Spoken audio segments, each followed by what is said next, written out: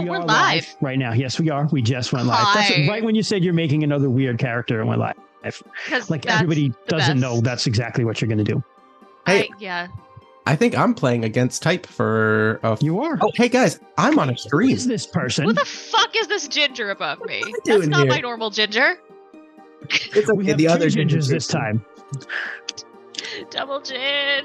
A quarter of, well, let me do the math. No, 2 out of 5. A little over a quarter of the people here do not have a soul. Well, and soon ironically enough, our characters are similar. Yeah, I was going to say soon our characters will not have much either. True. Welcome and happy, pretty much as close to Halloween as we are going to get for a stream. We are taking a break from RuneQuest to play some Pine Island. Originally, Amber was going to DM this, but she's not feeling well. She's feeling a little under the weather. So get well, Amber. So the forever DM curse instituted itself, and here I am again. But that's okay, because believe it or not, I actually know the rules to this game because Rainey and I wrote it. Yep. Yeah, buddy. I mean, Yeah, buddy.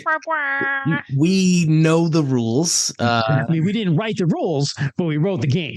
And put it that way, because it is an open source rule set that we use. Yeah. Yes. But also, I had not looked at it in a while, and I was like, "Oh, yeah." Well, like I have never allowed knowing or not knowing the rules to stop me from running any sort of game, as is evidenced by my work on this stream. And you know what? I said. I saw this great quote. I was watching a BattleTech stream because I'm a huge nerd. And yes, we did, Doc Void. And it was one of the guys who was like the guy who was like the head of BattleTech at Catalyst Studios. They were streaming a game and they fucked up a rule. And somebody was like, "How did you mess that up? You're like the main guy." And he's like, "Listen, nobody anywhere has ever played a game 100% right. Don't worry about it. Just play the game and have fun." And that is like the philosophy that you should live with, because it's the truth. Yeah, absolutely. And also responding to Doc Void, we did play this last year because we wrote it. I think it was last year that it was part of a game jam that we did. It was last summer. Yeah, last summer. Last summer. It was like July or something like that. Yeah, Drive Through RPG's Pocket Jam 2022. Yeah. Me and Christian wrote this game for that, but it is definitely got a spooky-ish vibe. So we decided to bring it back for a Halloween one-shot this year. Yeah. And something we didn't think to do, but we did this year is this is a spooky kind of game, so we're making it free through Halloween. So go to Drive Through RPG, go to the Pine Island page, just go download it. You know, if you play it with your friends, it'll probably be free after Halloween too, because I'll probably forget to change it back. Yeah, so, I mean, it'll be free till I remember to change it back. So go for it. And if you do, play it and let us know what you think, because it's cool, and I think we've got a lot of cool ideas in there. So yeah, Pine Island is what we're going to be playing. Before we get started, Sarah, do you have any announcements? Because I have a couple things I want to talk about. Do I have any announcements? Well, you're like the main announcement person, so that's why I'm asking. It's funny. I just do the outros. The only thing I was going to think of was just content warnings for tonight. Are we going to? I am going to do that. So I'll do that right now. Content warnings, because last time we played this, one of the beauties of Rainey's and I's design, because we're two very different people, is we can go anywhere from like Rainey's nice, cuddly, kind of like, ooh, a little spooky, Great Pumpkin, Charlie Brown kind of level. I did a Disney movie, horror movie. The level of Christian and Amber, which is going to be like, horrible. And I'm the one running this and driving it tonight. So I intend to deliver horror to you people. So trigger warning, RPGs are obviously improvisational, so we don't know everything that's going to come up tonight. I will say that will be aspects of suicide, aspects of like execution, possibly some body horror, and we will be using like an X card, guys. So like if I know you well enough that I don't think I'll go too far, but if I do, text me and we'll back it up. For specific context, even though most of the time in Pine Island you're playing children, we are not. We are playing counselors who are all over 18. There will be no harm to children in this stream. Absolutely not. Correct. And I would have gotten to that in a minute. Sorry, I just wanted to get that out ahead of time. No, that's fine. So just as a within the rules thing, I mean, it's in like the first page, but basically we recommend, summer camp stories run the gamut. This is definitely like a more horror leaning game, but in the game as we wrote it, we used a safety tool that's basically like give your story a rating, like a movie rating. So I would say mine that I ran last year is pretty PG. Christian, I think PG-13. I think we're going hard R, right? Oh, okay, that's not how I don't know if we're going hard R. Maybe Going X. We're going R. I don't want to get canceled here, bro. Well, All right. no. Here's the thing. It's R because we say fuck a certain amount of times. Yeah, right. You're allowed one fuck in PG-13. Yeah, we definitely are. That's actually the rules. Over that limit. We did just explaining it. Yes, we did. So that's kind of like the content warnings of the game. We'll get back into character creation in a minute. More of a meta thing I want to talk about of the podcast and us in general is this week we crossed 10,000 all-time downloads on our podcast, which is fucking amazing. Crazy. Considering like Without feet pics. 7,500 of them were just this year. Yeah. So that's like some exponential growth. Thank you all out there in listening land for listening to us and embracing us, except for the one state where we do not have a single download, which is the state of Wyoming, which I would like to say, fuck you, Wyoming. No! Because Fucking Wyoming. what the hell? No! Yeah. Actually, you know what? If I went out to Wyoming, I'd be like, I love it here. But I'm also a weird nature weirdo. This camp should be in Yellowstone. The problem is that Wyoming is literally like the American equivalent of Descartes' 12 cows and one bull, and nobody actually lives there, so nobody's downloading our podcast there. Christian, you got it backwards, buddy. I said 12 cow. I did, didn't I? You said 12 cows. 12 bulls and a cow. 12 bulls and one cow. 12 bulls and one cow. Yeah. A lot of meat there, boys. I'm going to Lot of keep meat. emphasizing that until it becomes canon. A lot of meat on the hoof. How you feeling, Troy? Doc Boyd wants to know. Yeah. Good. I'm doing good. I just got back from the gym. Obviously, looking swole. He's like, So- I just decided it's time I start redoing my 400 plus pound deadlifts.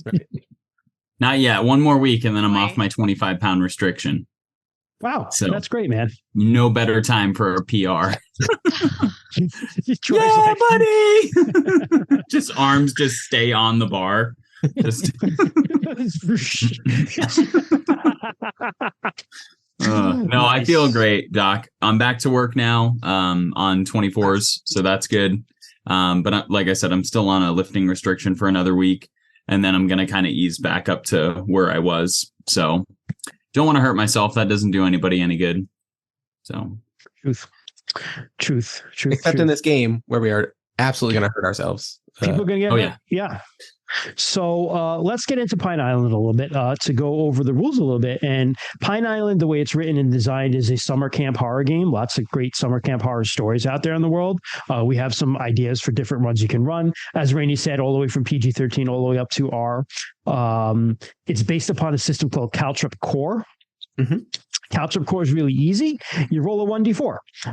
And if you roll a 1, you don't get your way. If you roll a 2, you still don't get your way. If you roll a 3, you get your way, but like something bad happens. And if you roll a 4, you're cool, you get your way. Everybody has stats.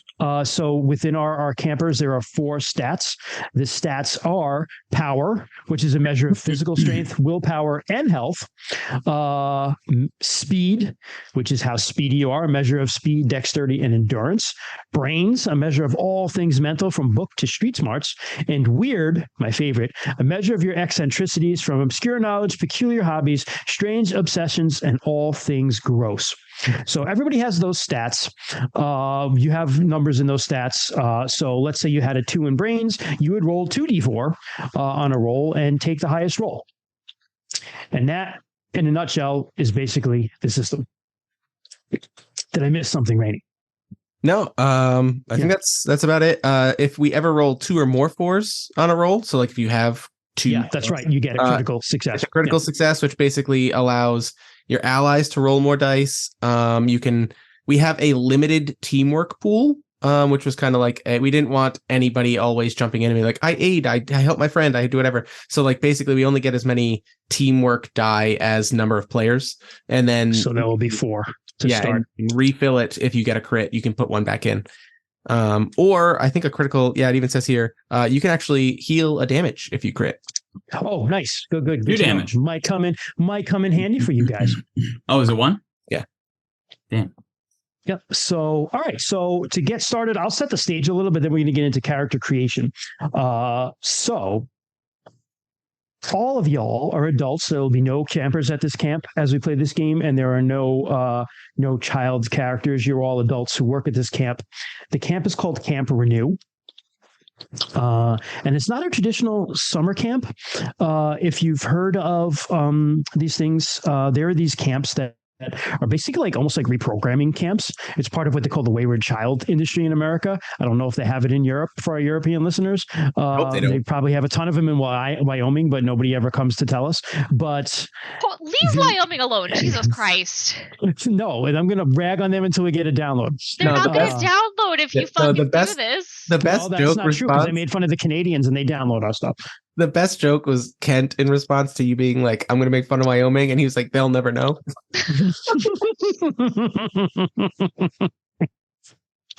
So this camp, it's called the Wayward Child Industry. I only actually just learned about it in detail this week because I saw a video online. But if you have like a teenager who's like troubled, parents will like sign custody over to these camps, and they actually like kidnap the kid legally and just truck them out to the middle of nowhere and basically like fucking reprogram them. It's like ridiculous. So that's what Camp Renew is. It's a camp for wayward teenage girls. Rich parents spend a lot of money to have their little princesses captured and sent out here to be reprogrammed out of whatever their bad behavior is to help them work on some issues. But realistically, it's not so much about helping with their issues as it is about getting them to behave correctly in society. Christian, you just didn't want me to play a problem princess. No, I did not. And you know what? I just want to do this one other thing. Couple shout outs for Pine Island from how we wrote it. Caltrop Cores by Lex Kim Bobrow. I don't know if that's pronounced right. And two, if you get it, the art in it was done by Madeline England, who's awesome and local Rhode Island artist. And I found the little print I got from her at I think it was West Warwick Pride. That was at West Yes, it Warwick was. Pride. That I met her at, and I saw this. I saw this right as we'd started like designing this game, and I was like, "Well, I'm gonna ask her to do it." So go to madelinej.art because that might still be a website she has. I'm pretty sure it is because I'm still following her on Instagram. She has stuff. Yeah, she's getting better and better. Like her stuff's awesome. Actually, it's really great. Yeah. I just put it in chat for anyone who is interested. Look at us! Look at us going. Look at us plugging people left and right. Yeah, her stuff is beautiful.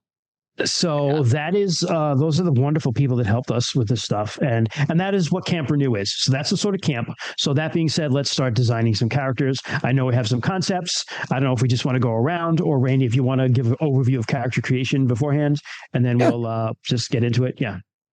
Yeah, so character creation, we wanted to keep it. I mean, it's a short game. You know, we made it for a jam. We wanted to keep it simple and just kind of get you so you can like pick this up and just start going.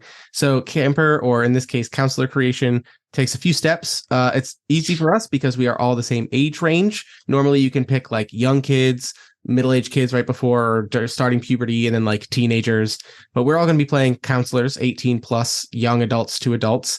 And basically, based on this age you choose, you get to add +1 to one of a few stats. You get to answer a few questions that basically form how you are approaching camp, like what you're excited about or what you dread about it. Like for teenagers, they're mostly like, I got to go back to camp. Like I'm too cool and old for this.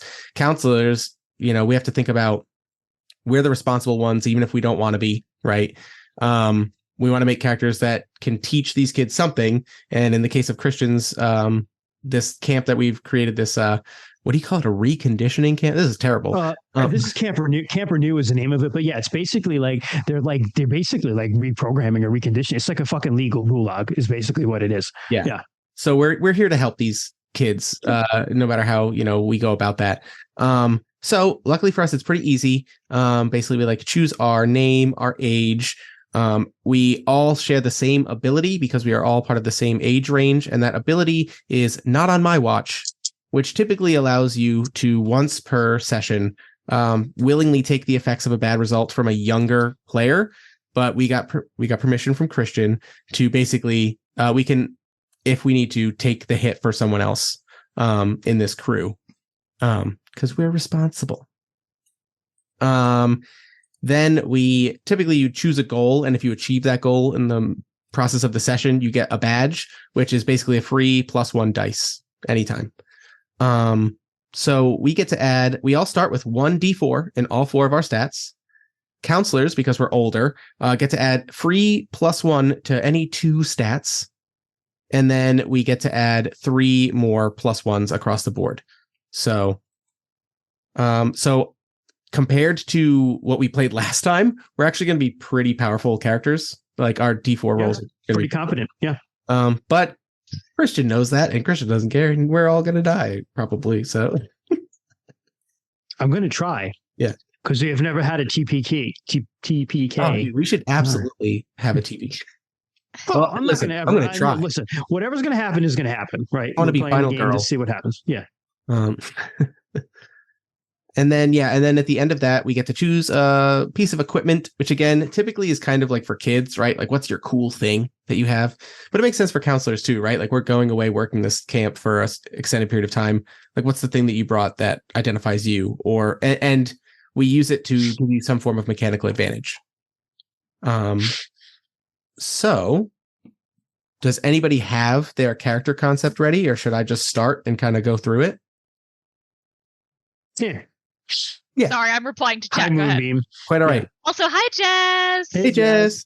TPK. Yeah. Excellent. So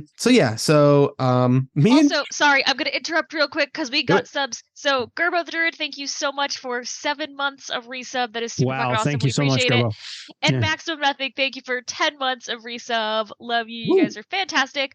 Also, quick little bitty update. For our subscribers, you'll notice we have a second emote now. I was able to get a version of our Detective 20 logo in the emotes, so you can spam our sweet little Detective 20 on any fucking Twitch chat you want. Nice. I'm gonna put him in chat right now, because ready? Look at him. Bam! He's beautiful. Hey, look at him. He's perfect. Let's keep the shout outs going. Shout out Rosso, my buddy that plays in my weekly game since forever, for a long time. He is a graphic designer artist who made Detective 20 for us. I'll share his art Instagram later if you guys want. He's mostly painting minis and stuff now, but definitely, obviously a capable. Also, a couple little updates. Channel. I should have done speaking of the stream. I apparently had announcements. Our channel points are now DM bucks, and I've made a couple of changes and a couple of price increases. But there's a couple of new things, including my new favorite, 69 button. You spend 69 points and it just says 69, and it's very satisfying. That is on brand for us. We should have the 68 too, you know. Wow, it's just like the 69, except you get me and I'll owe you one. Sorry, my brain's too asexual for these two. Rating, continue talk about character creation while I have to go through all of these 69. So somebody clip that. No. Remember back in the day we were all about clip that. Anyway. So yeah, I'll just go through my character concept, which is going to sort of poach on apparently Troy's character concept, because we came up with these separately and came up with something very similar, which we're gingers, and so yeah. I'm playing Tevin. Tevin is a mid-20s health nut. He is all about all things. Is it Kevin or Tevin? No, Tevin with a T. Oh, that's super douchey. Yeah, really. I have him at 26 years old, and he is health nut, specifically running. His special item is trail running shoes. And he kind of he has a mysterious past. My skills are in order: power 2, speed 3, brains 1, and weird 3. And why does he have that weird number 3? Well, that's because Tevin, when he was in his teens and early 20s, he had a rough patch. Some things that he doesn't like talking about and might come up. I don't know. But basically, he's got a mysterious, shady, dark past, and he runs from it, literally. Have an intrusive thought? Run from it. I mean, run. It'll help you clear your mind. And then he's always like, endorphins. Running releases endorphins, and endorphins make you feel good, feel better, be better. Running high, runner's high. That's what they call that, right? Runner's high. I would not know. because which is I don't want to get funny. High. I'm so straight edge, so I can't run. Yeah, that's exactly what it is. It's the opposite kind of high I usually play. Have you ever gotten really high and then run? It's not technically off brand, Rainy. Right, exactly. In a way, we all come back around. Speaking of drugs and exercise, man, I'll never forget that time that I got like a little bit drunk and then went and worked out with Mikey. Fuck, that was good. How's it sound? I doubt it. It was really good. We lifted fucking heavy. Just full of Mexican food and margaritas. Bud heavy. God. Those are some dangerous squats. All right, who's next? I guess we're the fastest, so maybe we go first. All right, sure. Before I begin, though, I went downstairs and I thought I grabbed one of my special dice sets, and it's actually something that I ordered from Amazon, like, I don't know, 8 months ago that I forgot I ordered. It's like a set of like little tiny like knives and fucking axes. Oh my God, that's awesome. Dude, they're amazing. I just thought it was a cute keychain, and then you pulled a tiny axe out, and it got so much better. But you can put it on a keychain. Oh, Troy, stoked. can you send me the link to where you got that? Yes, I need it for They were reasons. only like $20 too. And there's a whole bunch of them. There's like 6 or 7 of them. Got a little sharpener. I like wasting money. And it came with a carabiner. Too, Troy. Yeah. Dude, those are going to be such fun gifts this Christmas. Anyhow, sorry for the aside. We're all nice people here. My character's name is Pete Coast. Sounds kind of like a porn star name, but it's not. Pete is 19 years old. What are you doing also for girls? He is also an avid long distance runner. And I drew some inspiration from for my character from the real life long distance runner, Cliff Young. I don't know if you guys have ever heard of Cliff Young, but he was this potato farmer who grew up in Australia, very poor, and his family owned sheep, and they lived on 2,000 acres of farmland. And if there was like bad weather or something coming in, he would have to go and get the sheep like manually, like without a vehicle. So he would just run these sheep down over a 2,000 fucking acre farm to like wrangle them up. And then one day he went to this big, huge race in Australia. It was like a 500 and something mile long race. And he's 62 years old and he shows up in his like shit kicking boots and overalls. And this motherfucker beat every single person in this race at 62 years old. He's like, I used to run for 3 days chasing sheep growing up. I figured what's 2 more days to run? He ran for 5 fucking days, guys, without stopping or sleeping. 5 days. Holy shit. So that is where I drew my inspiration from Pete. He's like just a very nice, wholesome, really dumb, just farmer, just good old farm boy that loves like ultra running, like loves it. Dumb runner, like someone from Wyoming, possibly. Yeah, it sounds very Wyoming. Yes, Cannon. I'm from Wyoming. Lots of places to run. We're pandering for this one download. No amazing indie RPG podcast to distract you from your running. Yeah. So, Pete Coast. He's 19 years old. He is training right now for what's it called? The Badlands or Badwater? Badwater. It's a 135-mile race in like the fucking Death Valley. So it's like one of the hardest foot races in the world. So he's determined to enter this race. So yeah, that's about it. I have a really good pair of running shoes. That's my special item. Just like Rainy. Maybe I'm like a Brooks guy and you're like an Adidas guy or something. Well, also it sounds like Rainy is more like you're like more of a long distance guy. Rainy is more of like a cross country guy. Sprinter? No, I'm like the really really light fabric short shorts and like windbreaker jersey and your like track and field. Yeah, I'm like the guy who spent way too much money on the equipment just to go running. Fair. Okay. And I'm the guy that had to herd sheep. Yeah, and you're the guy who did it in boots. So we are entirely different guys. I'm sorry. Very different. Liberace's cousin. Had to chase them cows over 2,000 acres to get that milk.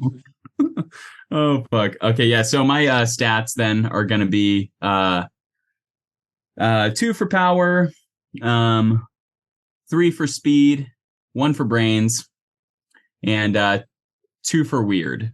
And I'll say the weird comes from the farming background. I'm like really knowledgeable on like animal husbandry, which is weird. Wyoming. Yeah. Troy just made me realize that I added an unnecessary bonus stat. So I'm just going to fix it. I'm trying to. Okay, so all your stats start at 1, and then you have 5 points to add to it. Yeah, typically everybody gets 3. Typically anybody less than a counselor only gets 1 more. We get 2 more. So yeah, 5 across the board. So we should. Oh wait, how did I do this math wrong? Yeah, same. I only, Actually, if we get 5 to add and we can only have up to 3, yep. I'll do 3 power, 3 speed, 1 brains, 1 or 2 weird, right? Is that how that works? Yeah, you should have. Yeah. You can, in theory, you could have 2 3s, a 2, and a 1. Yep. Okay, I did my math. 2 3s, 1 1 1 2. Oh, okay. Yeah. So I did do it right. Okay, I did. Yeah. We all panicked that we did our math wrong. Kent, please tell me you got your math right first try, buddy. But to avoid copyright infringement, I'll say I was a sweet potato farmer. Okay. No, we're bringing Ronnie into this. You tried to kill Ronnie. You're not going to choke on him, though, right? No. I know how to eat sweet potatoes. Wyoming. Okay. Oh God, such a good reference. I wish we streamed that, guys. I wish we did too. One of my greatest regrets. We can always go back. Yeah, it's true. Sarah and/or Kent. I will go next, and I'm going to keep the 1 brains train rolling here. Dumbasses. I love it. Mostly Bunch because of dumbasses. Mostly because we're camp counselors. Come on, guys. Yeah, not known for our brains. I put the 1 in brains because I am spent this week for thinking. Sure. So personally, I was just like, I can't do more than a 1. But I'm playing Eli Cole. He is also 19. What he is doing here, he's just one of those kids that kind of needed a job, and hey, this one seems like it pays pretty well. This camp is not in Wyoming if it pays well. This cape, I'll get into it. This is in New England, though, the camp. So near a farm in New Hampshire. What do you think you do at the camp? Eli, let's see. Want to be in like maintenance, maybe? I'm thinking, yeah, he might be just like one of those people he's good at picking things up and putting them down. Aww. Former junkie, grease monkey. maintenance monkey. Okay, maintenance monkey. So what's this? So we probably should think about jobs. And so I mean, Kevin is the oldest. He probably does do some sort of like health and exercise program for the girls. Like, I was going to say we do a morning run. He also does brunch yoga. He does oh God. Yeah, afternoon maybe we like row.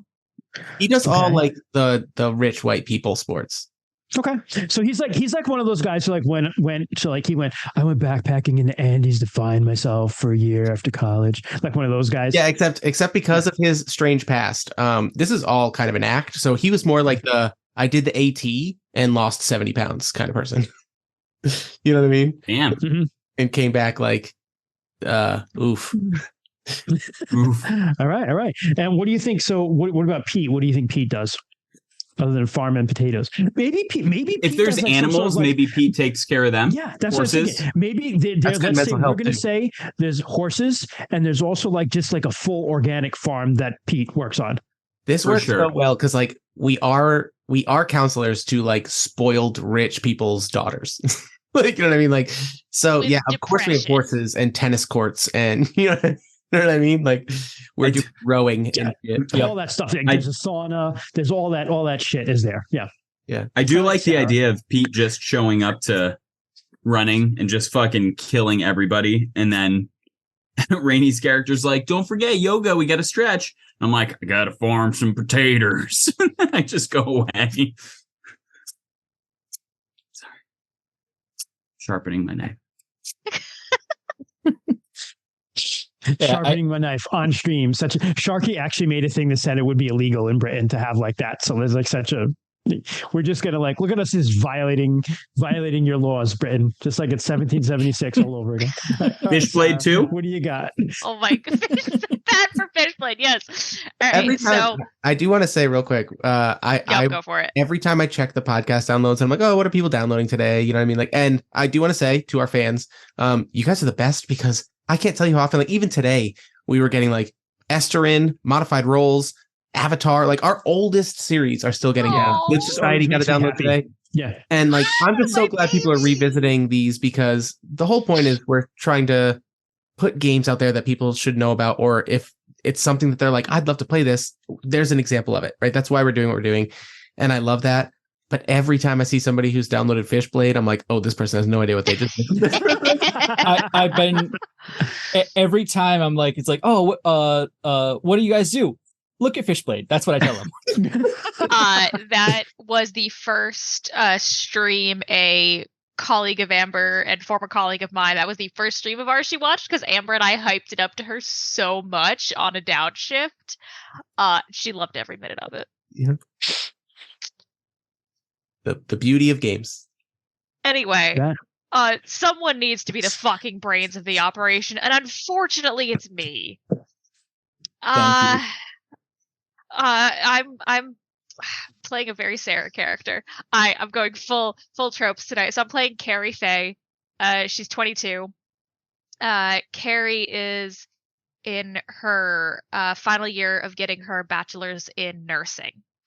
And that is why she's here. The camp was like, we could pay a medic, or we could get a senior nursing student who needs money to help pay off her loans. To be fair, a nursing student in school probably still makes more than a paramedic. I'm not salty, you are. So that's why Carrie is there. She's camp nurse. She's not great with kids. Because she's like not planning on going into pediatrics at all, but she's like, this will help me make money between semesters. And I would say that most of your clientele here isn't necessarily kids as much as it is like just a really obnoxious catch me outside. How about that? 13 to 17-year-old teenage girls. Yeah. Chat's fucking calling me out. I know. Yeah, listen, I said I was playing to type, okay? Yeah. Okay. This party needs a brains. I tried not to when I came back. I was like, can't be a nerd, can't be a stoner. And I was like, what's the opposite? Health nut. Runner's high is still getting high though, dude. Goth jock, yeah. Goth jock. Goth jock. And hashtag not a goth. Yeah, so Carrie's stats are 2 power, 1 speed, 3 brains, 3 weird. Nice. And so she's a very rational person, but Carrie's really into ghosts. She's a little new agey herself then. A little new agey in that she listens to like a lot of ghost podcasts. Obviously those would not be available in Wyoming, but they are in New England. So yeah. And she's gone to like some haunted sites and stuff, and so she's heard some rumors that this place is a bit haunted. So her goal for the summer is to figure out if it actually is. Yeah, so this is full-time. So we would just, the camp itself is a full-time camp. So your goal for working here, we'll just call it that, if that's okay with you. Yeah, she just wants to find out if it is haunted. Sweet. And like encounter a ghost. Okay. Which is also my justification for bringing these beauties back for round 2 of Pine Island. Yeah, they worked so well last time. Right. For audio only listeners, I am holding up my favorite deck of tarot cards, which I used in Pine Island, the original, and holy fucking shit, they accidentally fit the plot really well. Yeah, they really did. I'm bringing them back. So canonically, Carrie has her own tarot cards as well. She does, and it is. I'm saying it's this exact deck because these I have had for 15 years or so now. They are beat up, they are dingy, and I love them so much. Cool. These are my babies. That's the majority of your life. Not that it's super important. Should we come up with goals or? Yeah, we can if you want. the ones that are listed are more if you're playing a counselor in a game with kids, right? Because it's like break through to a camper meaningfully, or like assert your authority. Like those are things we really can't do. So I guess you know what? This is an easy one, and I'm gonna give it to you, Christian, just to play with. My goal is gonna be keep your past a secret. You know what I mean? I probably lied on my application to get in here.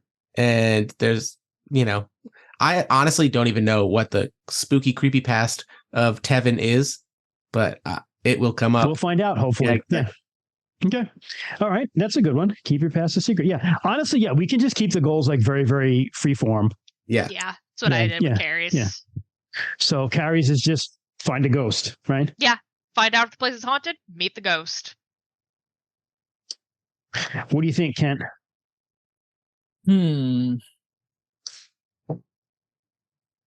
Trying to think, because it's very much he's there to make money.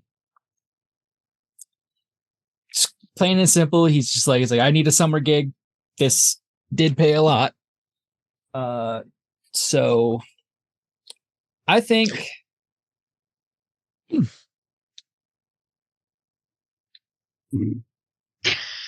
Troy. Damn it, Troy. Oh god, this is the rare stream where all 5 of us watch chat, so we're gonna be fucking with each other all night, I think.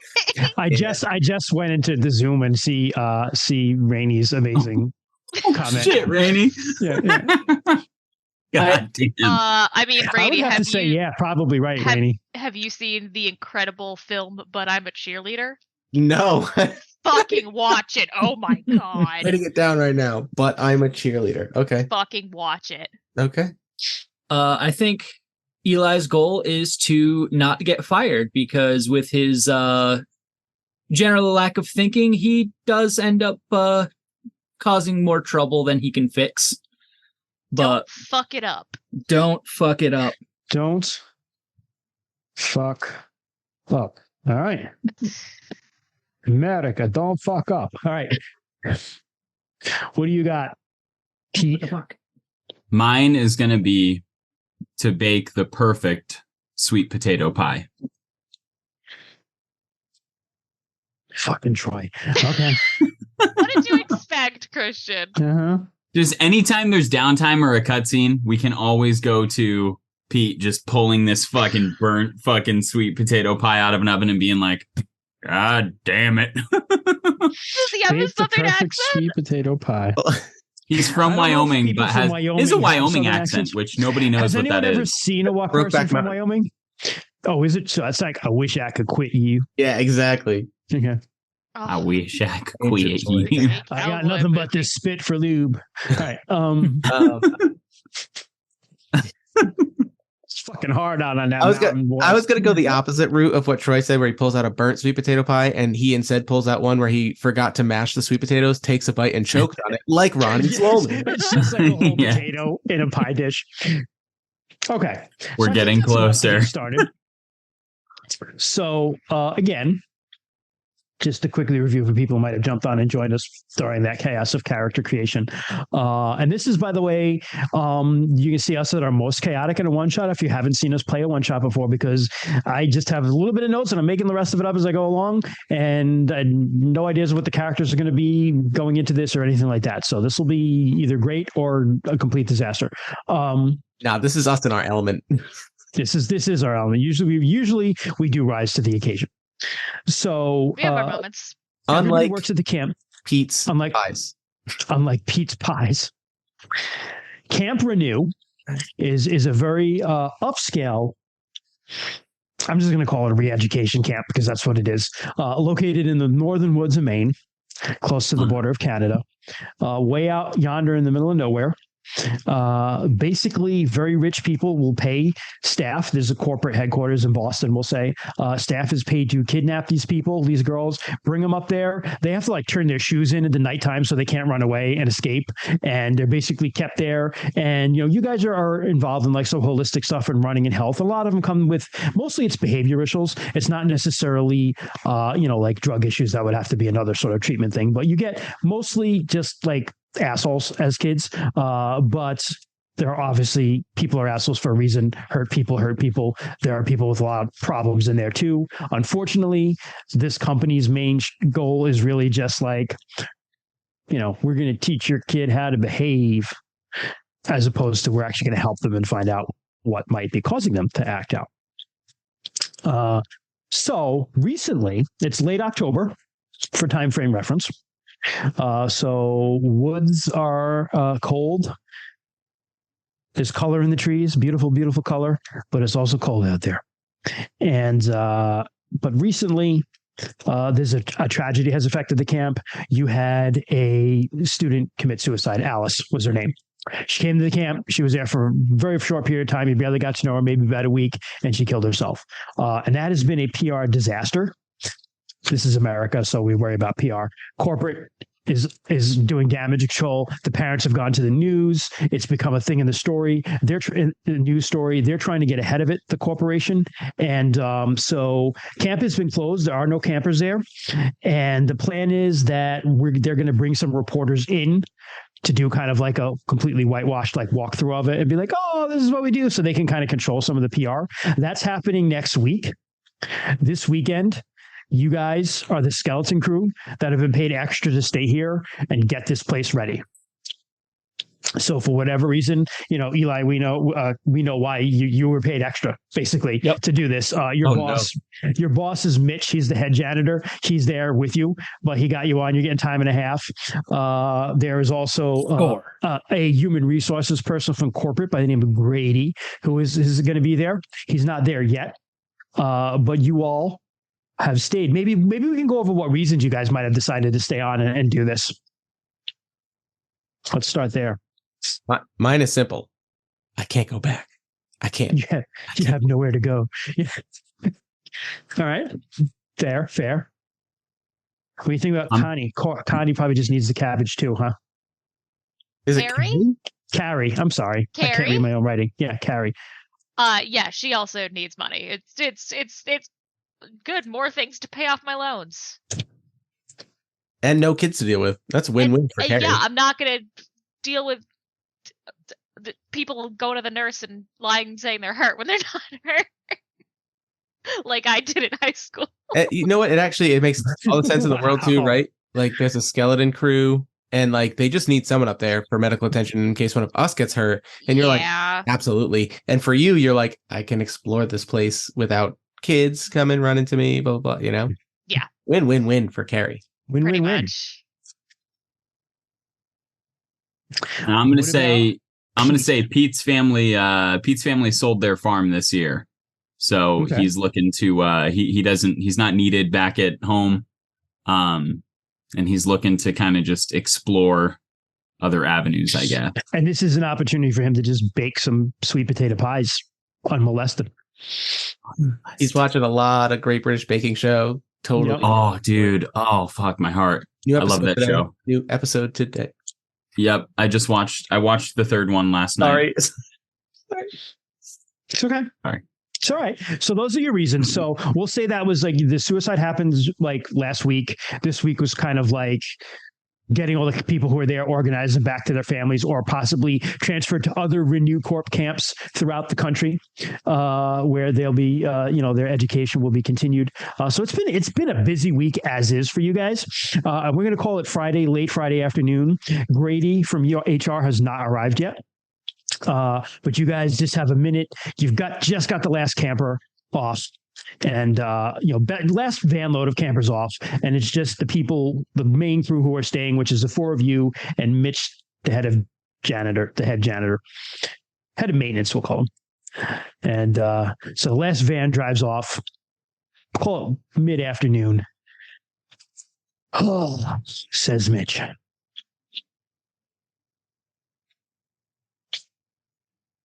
Okay. It's a fucking nightmare is what it is. Yeah. What are they? What are we supposed to be cleaning first? I mean, the human resources dickhead from corporate will be here soon and he'll tell us what to do, I guess. Cool. I mean, I already cleaned up where she, Yep. But she hung herself. But I was there. I know. That was Christian adding that detail. Okay. Sorry. Yeah. When it's a podcast, they're not going to be able to see me make a pretend rope around my neck. I presume Carrie had to be there. I'm sure Carrie was like, yep.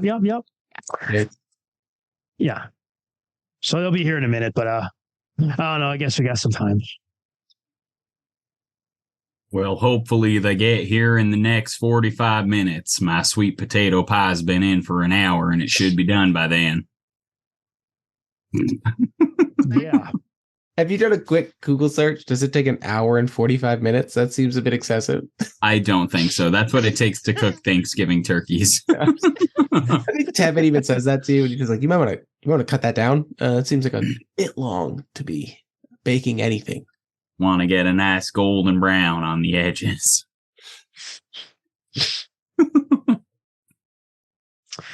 Yeah, I'll be in my shed, says Rich, and he just walks away. Can we actually, can we just get a rundown of basically what the grounds look like here, right? So I assume like it's not cabins like a typical, or is it like? Yeah, so I'm going to say there are cabins. I'm going to say because this is upscale, they're really nice cabins. Yeah, right. Really nice, floor to ceiling glass, looking out on the woods, they're like. I'm gonna say they're probably in like a circle around like a central building, an area where there's like a health club and food and all that kind of stuff. They're like the $400,000 tiny houses that come like pre-assembled. Yeah, exactly. Or like when you see like glamping online, it's those sorts of places. Yeah. Other than that, though, I will say that there's local, like a LAN, right? Local internet, but connectivity outside is not. It's only in the main office to keep people isolated. And there are pretty good security as far as motion detector lights and cams and stuff, but no fences. It's just woods and logging roads to get here. So it's it's out in the middle of nowhere. Yeah. Okay. So and then as we go, we can just make up details. So if you're I want to go to the indoor pool, if it makes sense to be there, it'll be there. That's fine with me. Yeah. We have an infinity pool overlooking the rock. Fine with me. Yeah. It is a rich person camp. That's right. So what is left for us to clean? Should obviously Eli the stables has been doing this probably with Mitch, and Harry was present for time of death. Well, her getting taken away, and we've cleared this place. So I guess Tevin kind of just looks at everybody and just says he looks at everybody and he's just like, I think this is a great time to meditate and think about what's important and what we can do to really just greet everybody coming to us with the most the most positive face we can put forward for this camp. Who's in? Who wants to meditate with me? I think I just spit a massive wad of just fucking chaw on the ground. It's like a double horseshoe of Copenhagen in my mouth right now. Just right on the stamped concrete. It's just yes, literally yes. I don't know about no meditating, Tevin. Them stalls go get shoveled.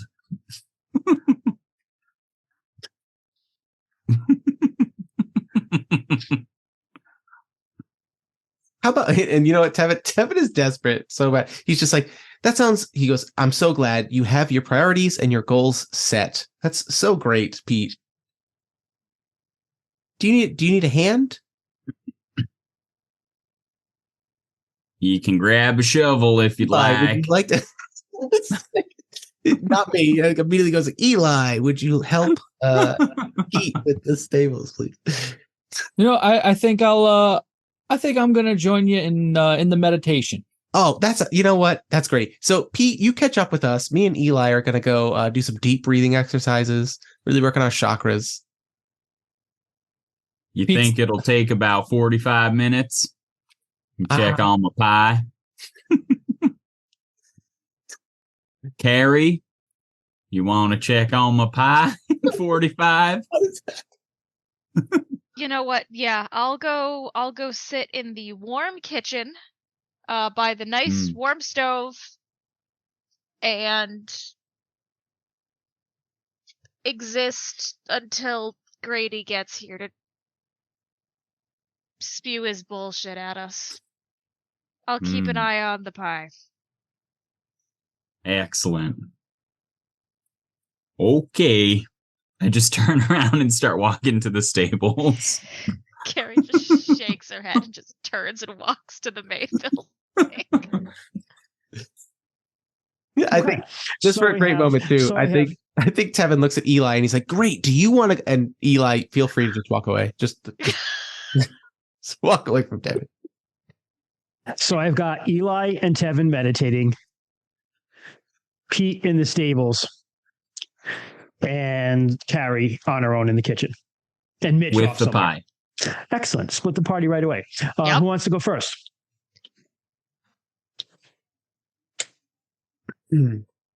Despite having a 3 for speed, I'm in no hurry to get to the stables. I'm walking at that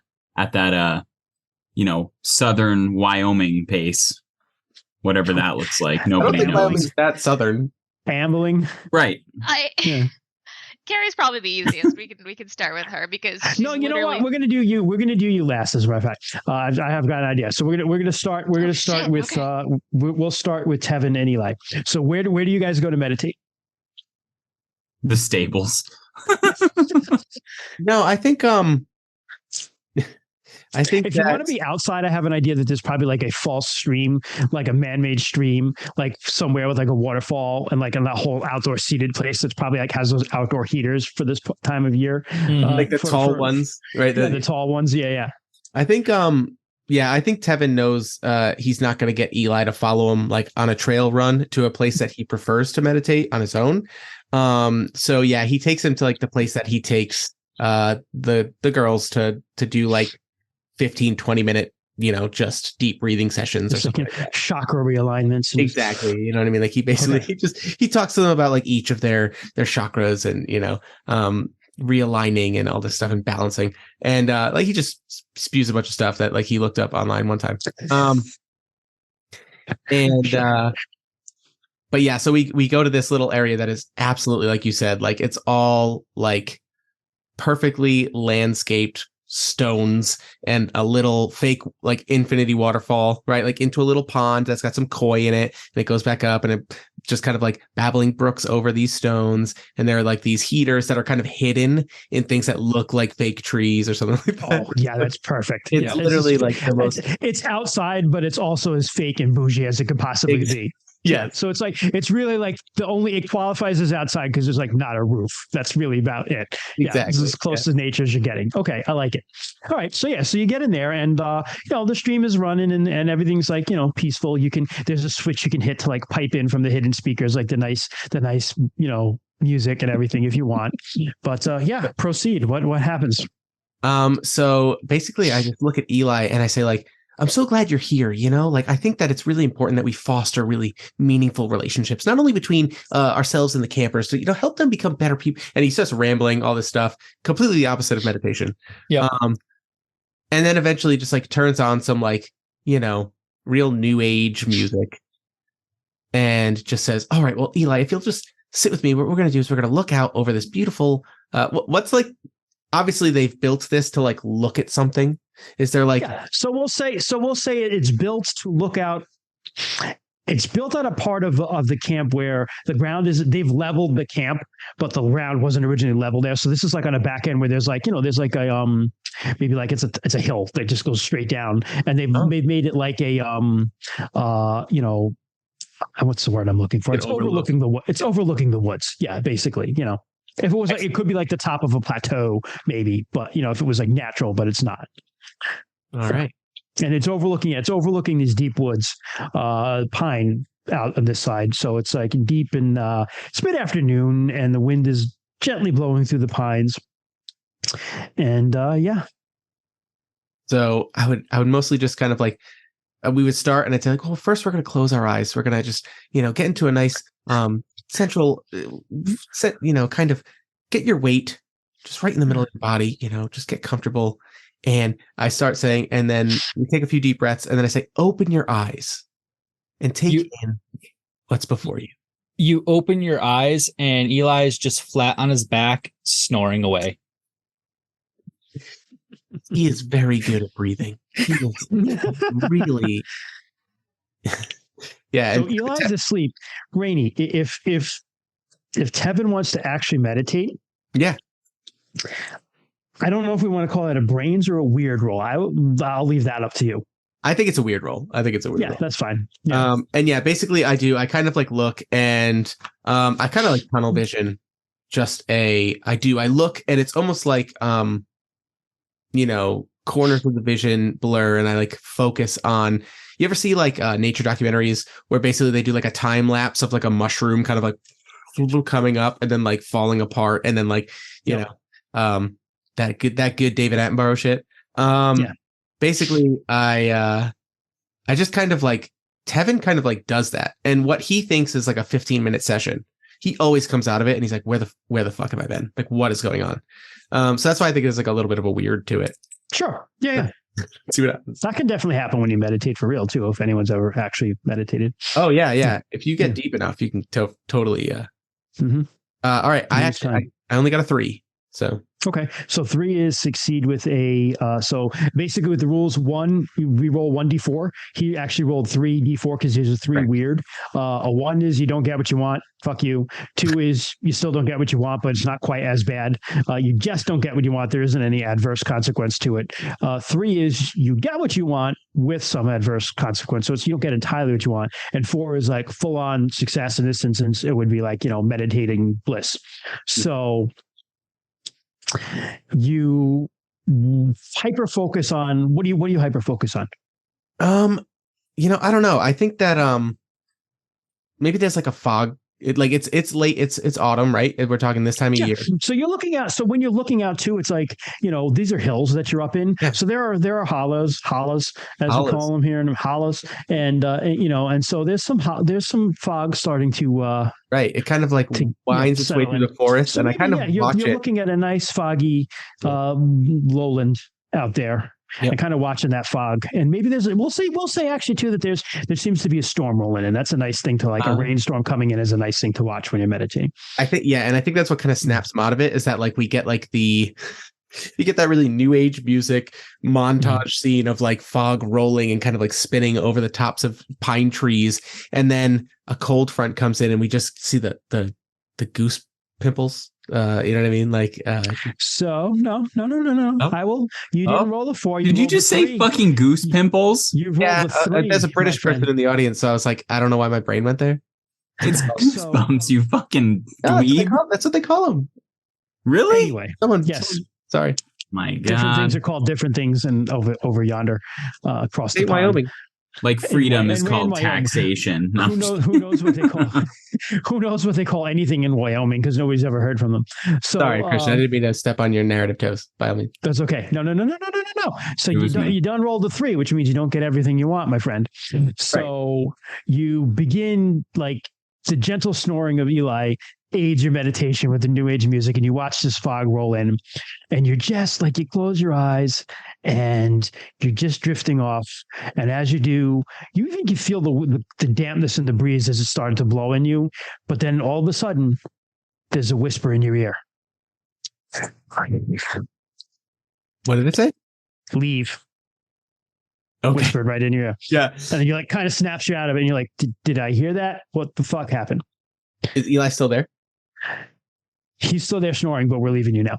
Right. Pete, you head on yonder to the stables. What do? You mosey over like someone from Wyoming. Yep.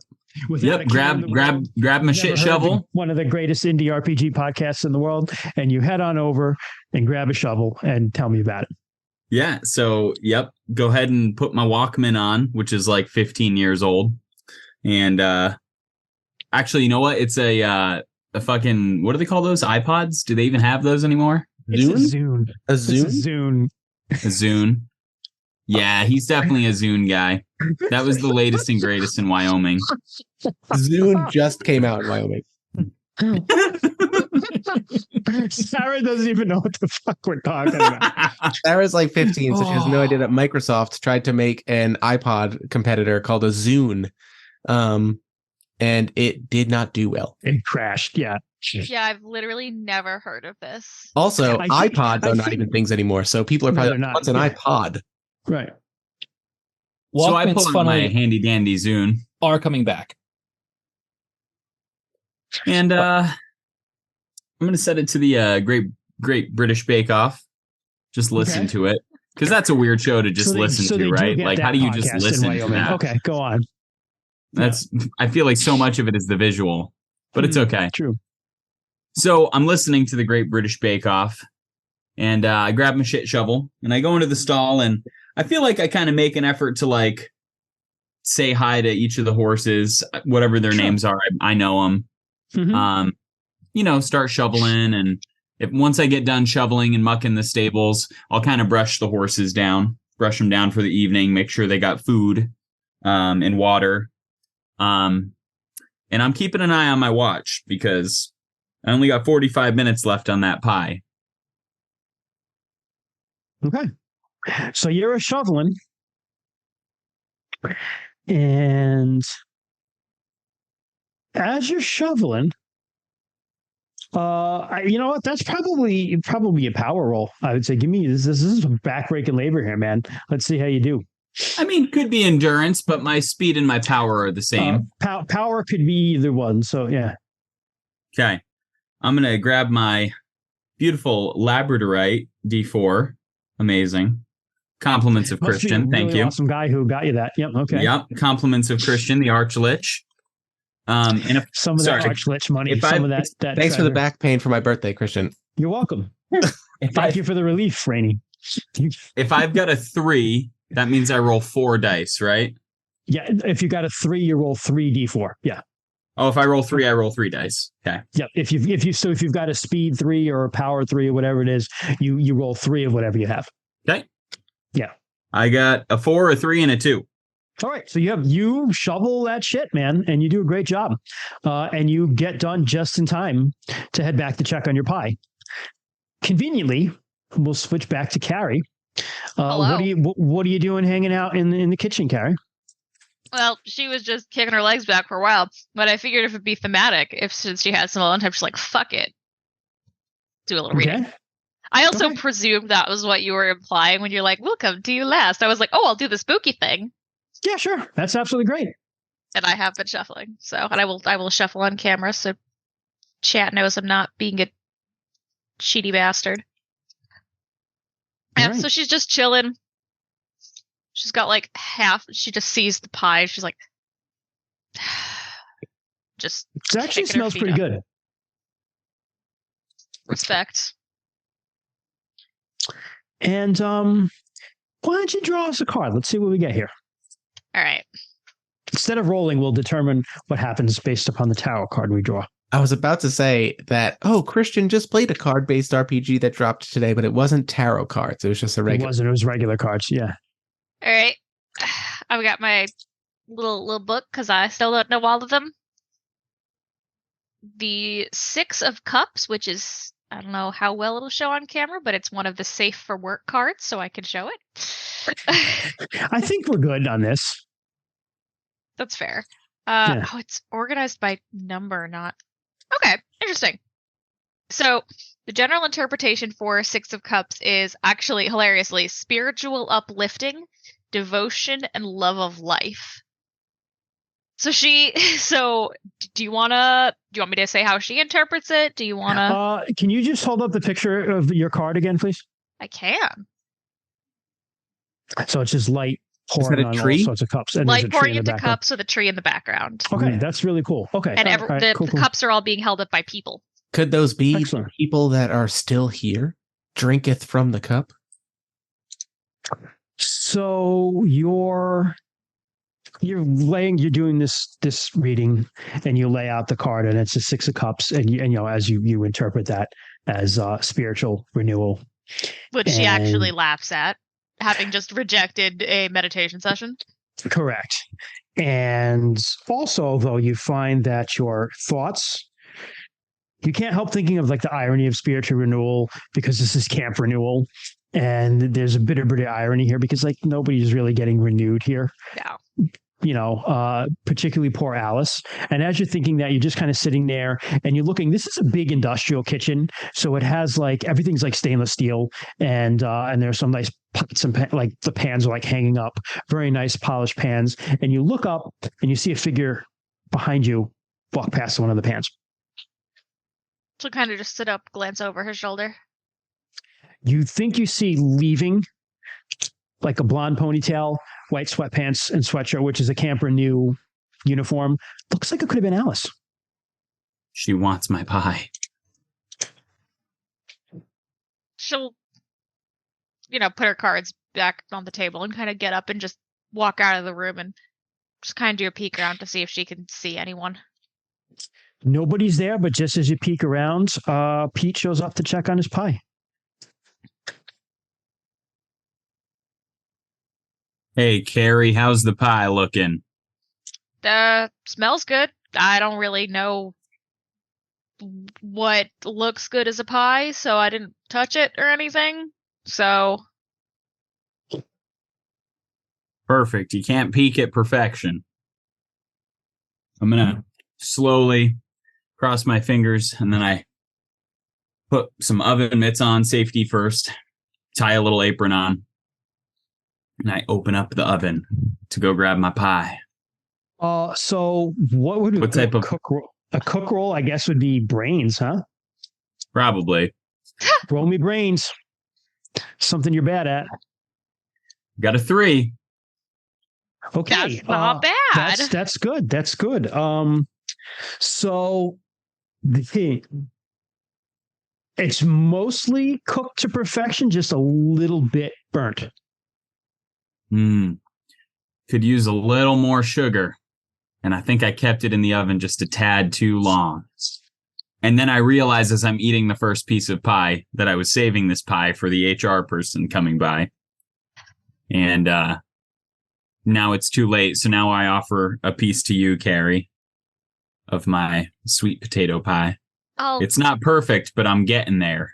I'll have a little slice, sure. Why not? Made with local sourced sweet potatoes right in this garden. How big is that thing anyway? I haven't been over there. It's coming along okay. Well, that's good. It's probably the less soil of a up here garden. is not great.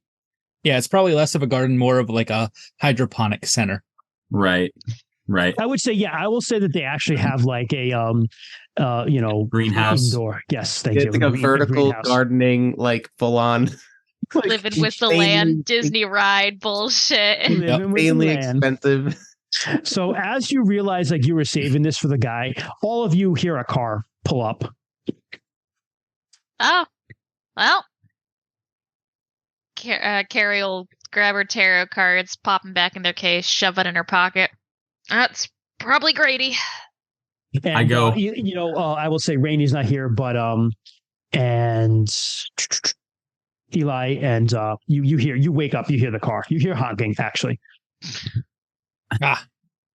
So Eli, go ahead. Eli will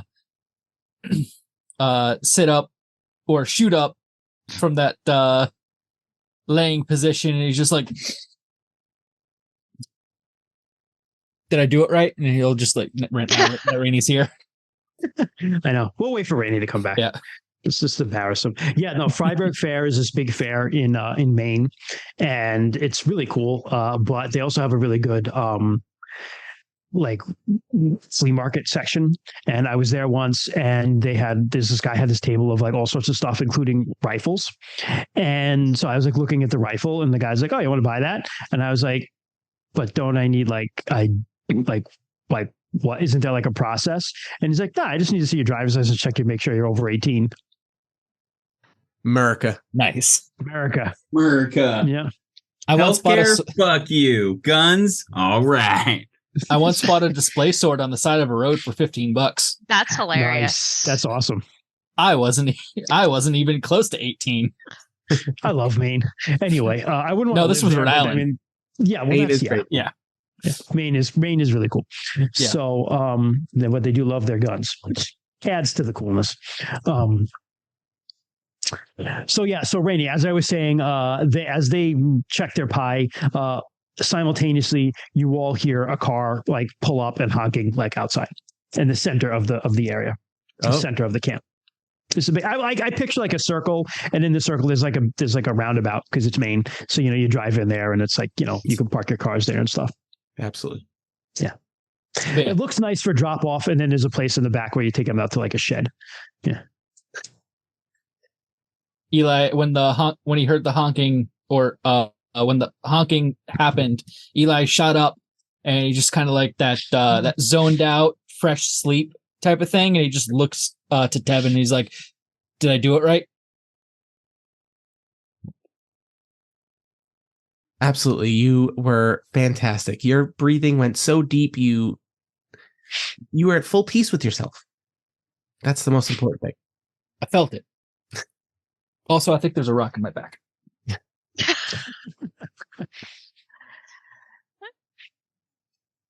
Best go see what that's about, I guess. Yeah, sounds like Grady's here.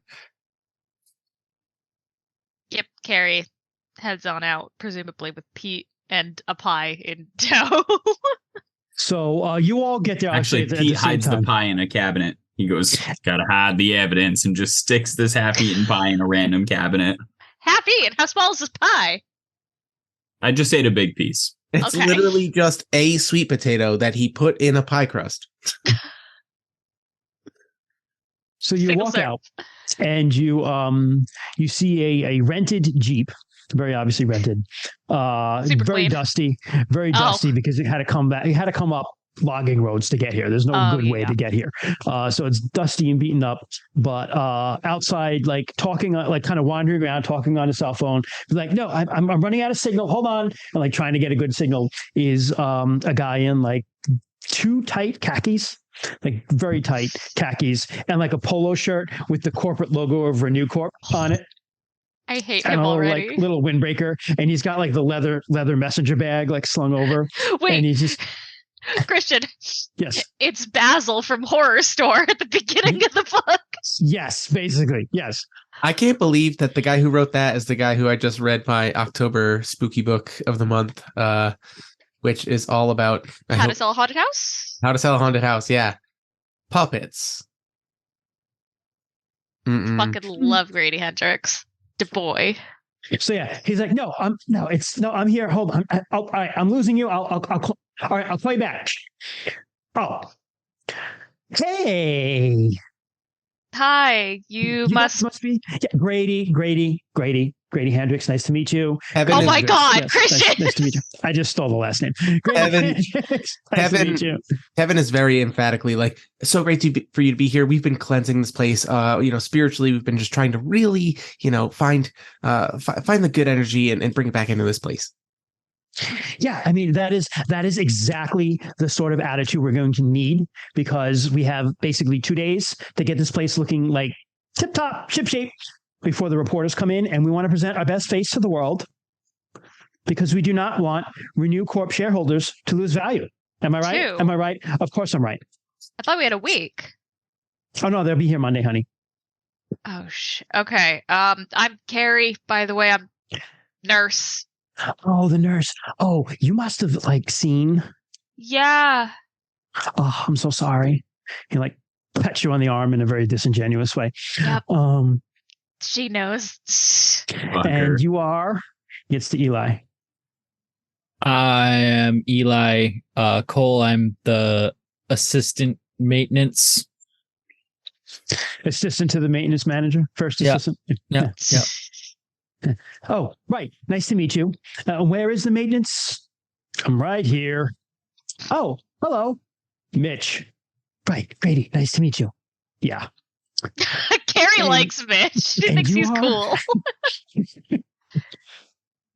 And he turns to you, Pete. And you are. Pete Coast. Nice to meet you, sir. Shake his hand fucking firm. He's like kind of like holds his hand a little bit afterwards and looks at you and is like, yeah. Clean. I just baked. Clean. No, that's a firm handshake you have there, Pete. Oh. Yeah. Anyway, nice to meet you. Where did you grow up? Little town in Wyoming. Never heard of it. Okay, let's go inside. Poor Wyoming. What the After fuck? This is what happens. It's Canada. Yeah, let's all huddle up inside and kind of, get me updated on the sitch here. Let me know what's happening locally, and we can formulate a plan going forward. This hurts me physically. We go into the only building that has internet, as you said, right? Like the one that's hardwired. The main building, yeah. The main office, yeah. The main office. Definitely. It's like it's definitely like those not a real log cabin. It's like a rich person's it's a rich person's idea of like what a log cabin should be like. Yeah, exactly. Too much glass. Yeah, all glass is basically what it is. Yeah. Fiberglass instead of wood. Just all exposed beams everywhere. Just like Open concept. And the fireplace is electric. Grady loves this because Grady hangs out on those pubs where it's just like all exposed bricks and piping and like a fucking metal stool, and you pay $40 for a hamburger. So this is Grady's element right here. So it's like, okay, everything looks wonderful here, just as it should. Let's sit by the fireplace. This is nice. And he just presses the button, and it has gas. Like it's a gas fireplace. Just poofs right up. Everything's fucking fake here. And yeah. Oh, this is such a good setting for like, oh shit, something terrible's gonna happen, and nobody should feel bad about it. Right. I'm only gonna feel bad about Mitch. Yeah. Man doesn't fucking deserve it. Now, my mental vision of Mitch. Yep. Late 50s, early 60s, graying half mullet. Oh yeah. 5 absolutely. o'clock shadow permanently. Yep. Mm-hmm. Just like cool, almost grandpa. Yeah, Mitch is like a Mainer too. Like he's like just got a job here because this is like what's in town. And, yeah. I just imagined. You guys know the big guy from Letterkenny, and that's what I appreciate about you. Yeah, that's what I imagined Mitch to be. What's his name? His name is Dan in the show. Dan. Swirly Dan. It's Trevor K. Wilson is his name. Okay, yeah. Hilarious stand-up.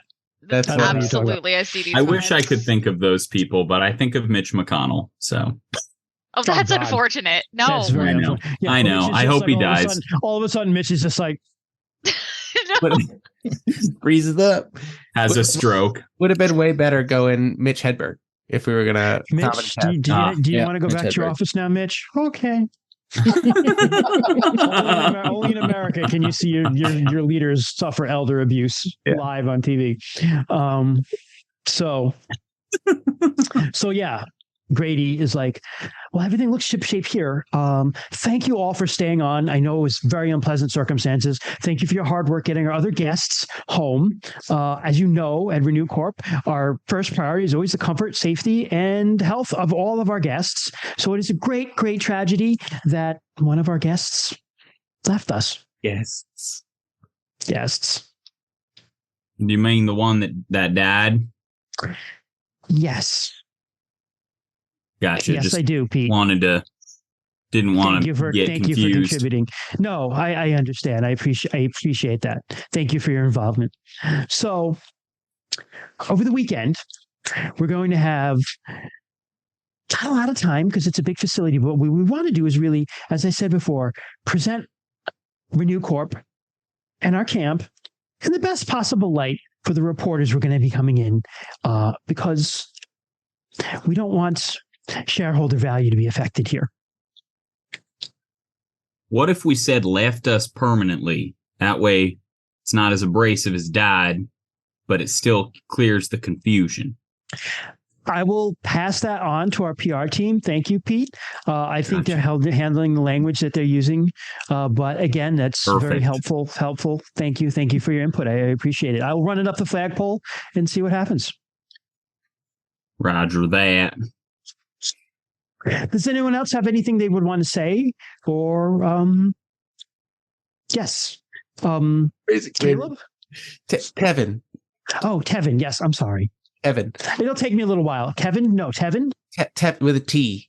Oh, that's interesting. Okay. But what is it, Tevin? I think that the best thing we can do is talk about, just how, how beautiful Alice was, what kind of a shining star she was here in our community, and just really celebrate, the wonderful young woman she was, and just maybe use it to spin the importance of what we do here. These. Well, see, I like what you're saying now, where you're going with that. Personally, because Brady feels terrible about even just saying that. Where we're going with it is, a matter of fact, that's exactly what we want to do. We want to tell the story of what we do here. Unfortunately, our story can't reach everyone. I think the story that PR is working on right now is that Alice was very troubled when she came here already. But we do wonderful work for everybody else that comes here. That's really the story that we want to say here. We don't want what happened to Alice or what Alice chose to do to reflect poorly on everything else that we do here that's good. I personally have seen some really, really transcendental spiritual growth out of some of these young women. That's wonderful. Maybe you and I can talk later, and if it works, maybe we can get you on camera with some of the reporters to tell those stories. Kevin just gets so excited. He's like, "That would be yes. I will absolutely just." Sounds great, sir. Okay. Anything else?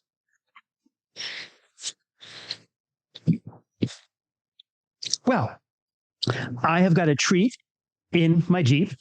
Might be a little cold, but I know there's a good oven and kitchen here. But I bought some pizza, so we can have a pizza party tonight to start the night. Sorry, your camper killed herself. Here's some pizza.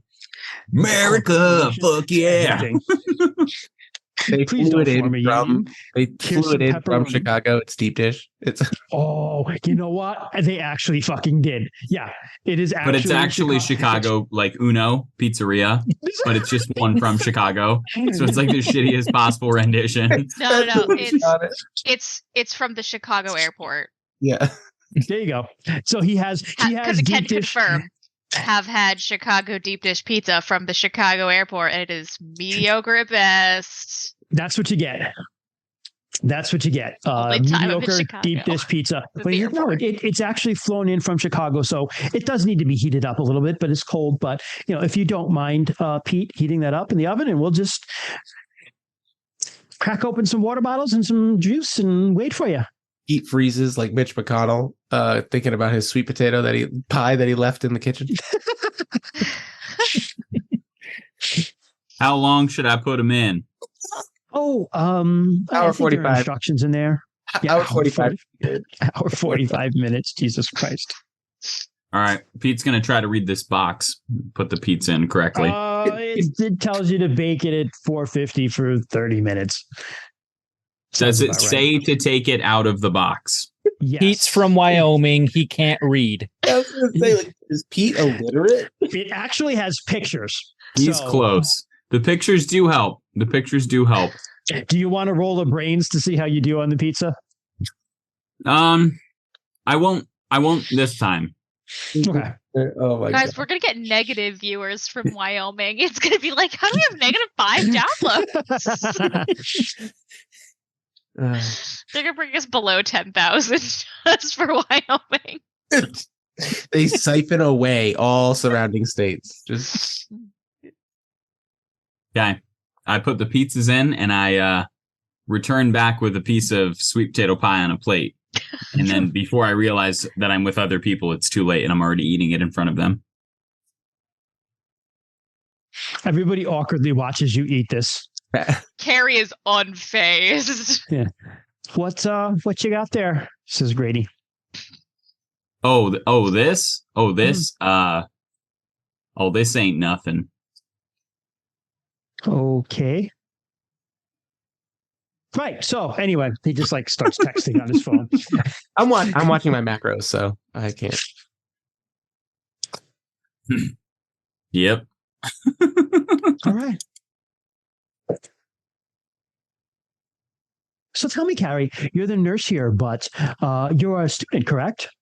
Yeah, yeah. I'm going into my senior year of college. That is Started amazing. last month. Yeah. Nursing is such a calling too.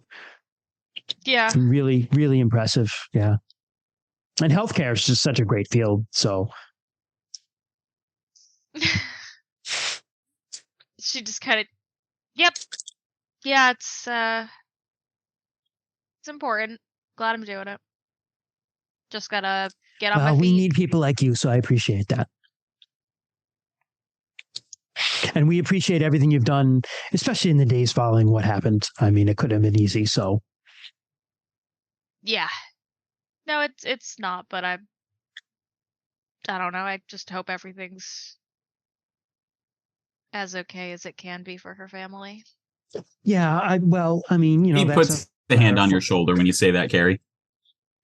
That's a matter for human resources to deal with her PR. But I don't know if PR has reached out to you or any of you locally, but I am authorized to say, I know there's not email necessarily here, but when you check your emails or your phones, you will be hearing from us that we will give you a nice little bonus for all your help here. So we appreciate that. Also, there's a little matter of non-disclosure that we're going to ask you to sign in there that you won't talk to the media without our approval. That's all right. I hadn't planned on talking to the media anyway. So Excellent. I appreciate that. We'll get all that paperwork out of the way of the weekend. No worries. We have until Monday morning for people. So yeah. How's that pizza coming? The oven's still preheating. Okay. Do you see any moose or anything around here? I bet on his trail runs. Yeah, I bet you Tevin's seen some good wildlife. Probably share some fun stuff. Yeah. Okay. I would go on runs with Tev. Awkwardly painful small talk with this horrible human being.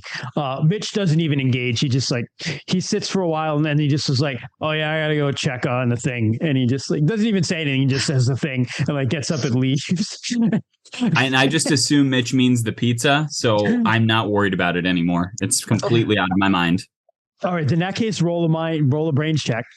Damn it, Mitch. Yeah, I kind of feel that Mitch doesn't even say the thing. He's just, I got to go check on and he just walks away. Yeah, that's exactly it. He's like, getting the fuck away from this guy and just walks away. And what Pete heard was the pizzas. Yep. Roll a brains check. Which is why I rolled a 2. Oh, yep. Okay. So you're engaged in this horribly painful small talk and you smell burning. hey, Pete, Yeah. you smell that? Sorry, I don't got the finest nose. All the cow and sheep and horse manure and all. You understand? Never mind. It's fine. I'll go. Yeah. Yeah, and Carrie just goes. She's like, I can leave. Excellent. Goodbye. All right. So you run into the kitchen, Carrie, and it's the smoking. Yep. All right. So she is going to fucking pop grab some fucking oven mitts, pop it open, and just take it out, put it on top, let it do its thing. Okay. You do, and as you do, more smoke comes out of the oven, and as you do, you're like, oh god, this pizza, and you get it out, and it's burned, but it's still salvageable. It won't be enjoyable, but it's edible still. But it's really, really burnt, coal-fired pizza. If they left it in too long, Yep.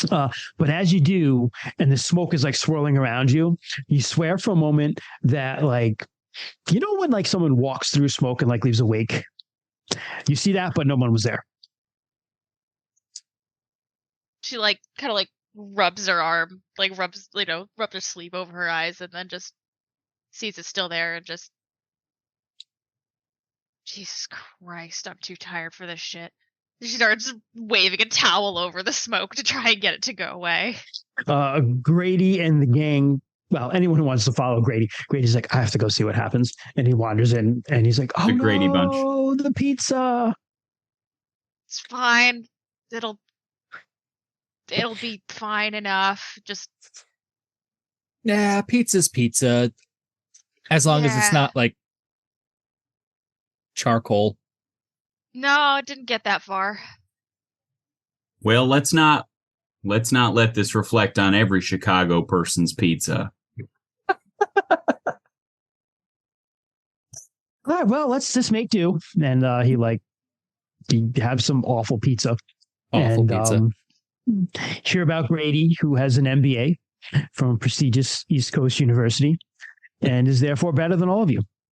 Right. That is the hierarchy. Mm-hmm. Is all he I'm talks actually about, like, so his- dumb that I can't play this game with him. Yeah. And it probably upsets him. Yeah, every time you talk, he's just like, yeah. And just like changes the subject. I'm winning. Yeah. No, is it like all he talks about, like his job and his schooling? Like he doesn't say anything about like his home life or anything personal. No, there is Yup. no life outside of Yup. Renew Corp. Yeah, only Renew Corp exists. Yeah. Yep. But he asks all of you about like your own personal stuff. This is something I've experienced with like people like that, and it's like annoying. And then they'll be like, "That's so fascinating." Like they act like they're interested, but they're not. Yeah. That's how I'm playing Tevin, honestly. Yeah. But yeah, and he's also. Can I make a contested power roll with him to explain my life story and see who caves first? I don't roll dice, so you just make a power roll. And let's see how you do.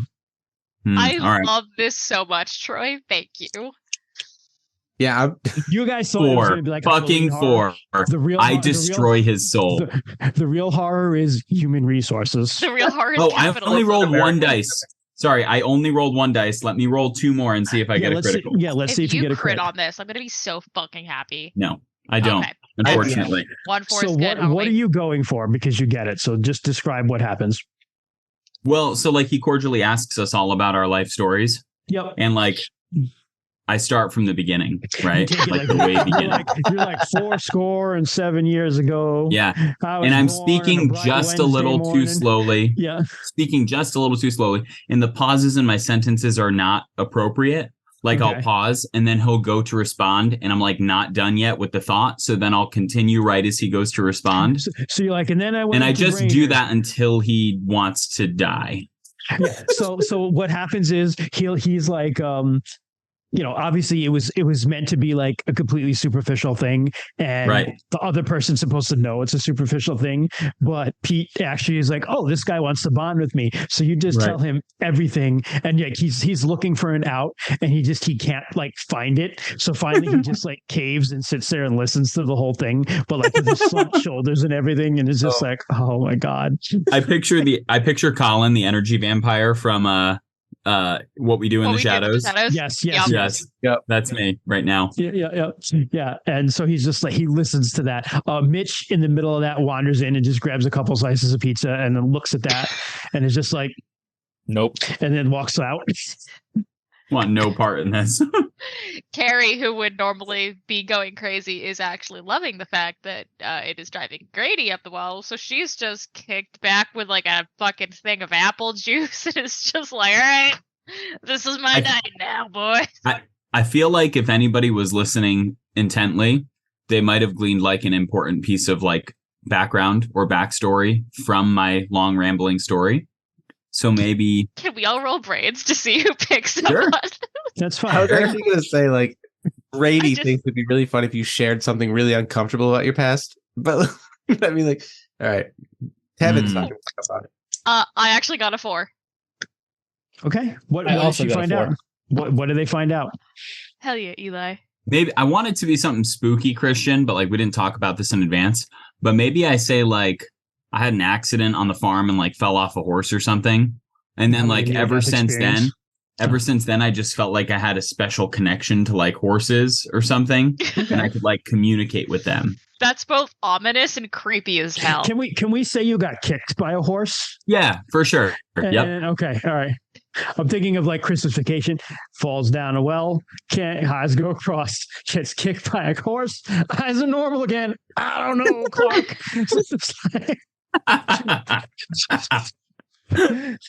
I love it.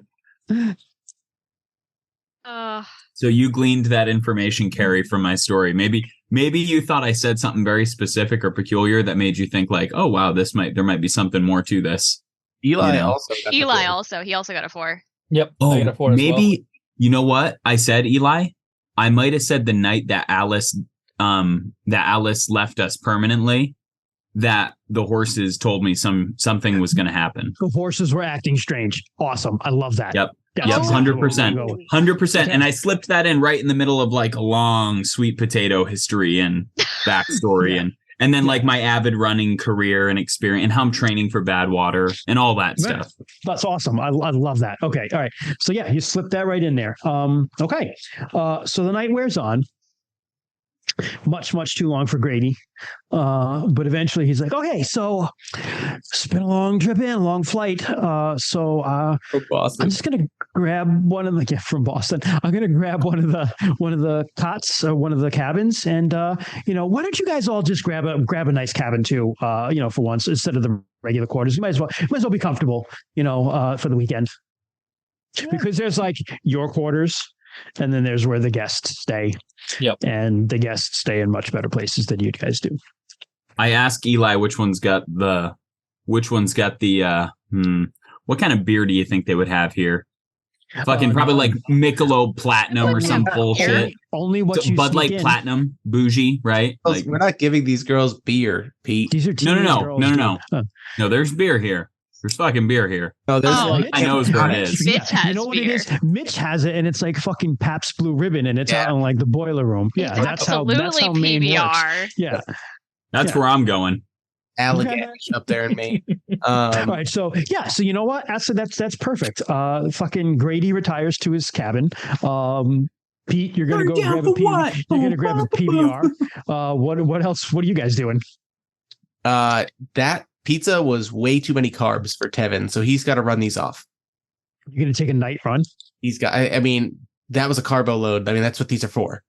Okay, fair. Night run. True. All right. Carrie. Yeah, Carrie's just gonna. Yeah, she'll just kind of shrug her shoulders, grab her like duffel bag or whatever from her quarters and go towards probably whichever one's like the closest to here. Just so she can see if anything, when people get up or whatever. Okay. So yeah, the cabin closest to the main quarters. Obviously, no one's going to go in the one where Alice killed himself. That's off limits. Yeah. Yeah, but yeah, you grab that one and settle in for the night. What are you doing, Eli? Eli is he agrees with Tevin's, like that was a lot of carbs. That deserves a nap. Yeah. And Eli knows which cabin has the freshly fixed furnace and air conditioning and all that. So he's going to that one. Nice. All right. Getting cool at night, so you can go get nice and toasty. Yep. So all right, we're gonna start with you, Pete. So you know where Mitch hangs out because you've done this before.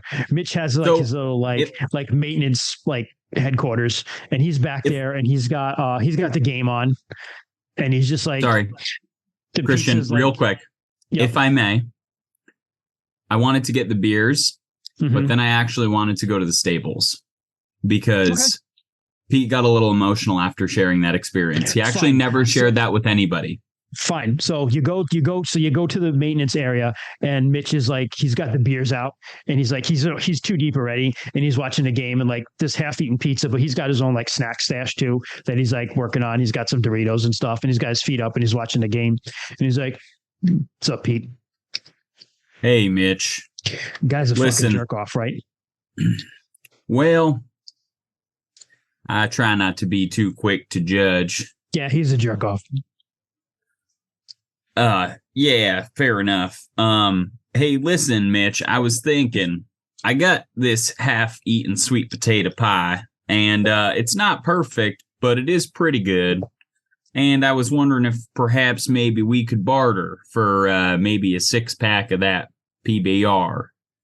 Fuck yeah, man. All right. It's a deal. Spit in my hand. Go to shake Mitch's hand. He's just like, hell yeah. All right. Takes the pie. Gives Love that. Beers. He's like, have a great night, bro. Thanks. You too, Mitch. Right when I leave, I go, Mitch, you're a good guy and you do a lot for this camp and for these girls. Don't you forget that. You too, bro. And he kind of gives you the Stone Cold Steve Austin beer thing. And then I grab my 6-pack and I make my way to the stables where I get very quiet. And are you going to sit with the horses or there's anything else you want to do? Yeah, I'm going to sit with the horses and drink my 6-pack and just kind of think about everything. Roll your weird skill. Okay. Good thing that's a 1. I rolled a 1. Okay. Pew, pew, pew, pew. So you're sitting with the horses and drinking the beer and just thinking about your connection with the horses and about Alice, about the experience when I was a kid. Yep. And it gets later than you think. It's pretty, it gets dark early here and in the fall anyway. And the horses all of a sudden start getting very stomping their feet and very agitated.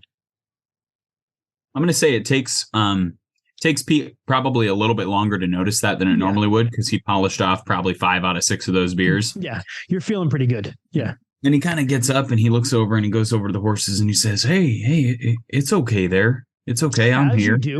As you do, the barn door is still open and it's a moonlit night. And I will say that there are probably lights that light up. Actually, I know it. This is a rich person's camp. There are lights fucking everywhere. It's like daylight out there, right, at night, because rich people like their light. And as you look out, you see a shadow standing in the barn door. Looks like a woman. I call over. I say, Carrie, is that you? I've got a beer left. If you want. Turns and walks away. I would say give me a brains roll if you want here too. Okay. I got a 4. Perfect. You notice that it's just a shadow. It's dark. You don't see any details or features or anything like that. But you do notice she seems to be wearing a very long dress and something on her head. I think that's weird. I don't know if I've ever seen Carrie wear a dress. You absolutely have not. Okay. I'm going to actually move. I'm going to move quickly over to the door and try to catch her. And say, hey, outside, yeah, and no one's there. I kind of look around a little bit, kind of poke my head back into the barn, and I say, "Did you see that?" The horses seem to have calmed down now.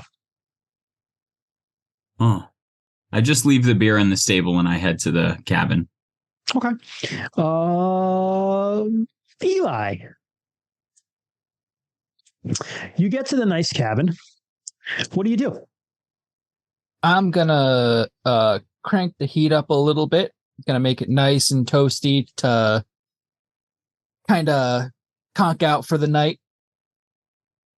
And he's gonna all these cabins probably have built-in sound systems and whatnot. So he's gonna set it select a nice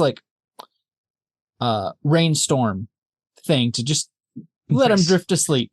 Okay, so you set up a nice rainstorm and you lay down and you're like, it's good. Little burnt pizza, but pretty good. Mm-hmm. Fucking Grady sucks. And you just start drifting off to sleep to listen to the rainstorm. And as you do, you get to that spot where you're just between being asleep and awake. And in between those rain or kind of mixed in with it, you swear you hear chanting or singing of some sort. Maybe? I don't know. You don't know, but you're asleep pretty soon afterwards. Tevin. You're running, bro. Yeah. On a night run. I know the trails pretty well, but sure. It's more just about I know my calorie count. I know roughly how long I need to run to get these to get this pizza worked off. Mm-hmm. So it's kind of, I know my loop. So you're running. Roll me a weird roll. Yeah. Okay. I got that. Critical success. All right. So one more goes into the shared pool. So we got 5d4 for everyone to share. Sure. Now, if you want an extra roll. So I'm just keeping track of that, but someone else might want to as well, because I forget shit because I'm old. And so,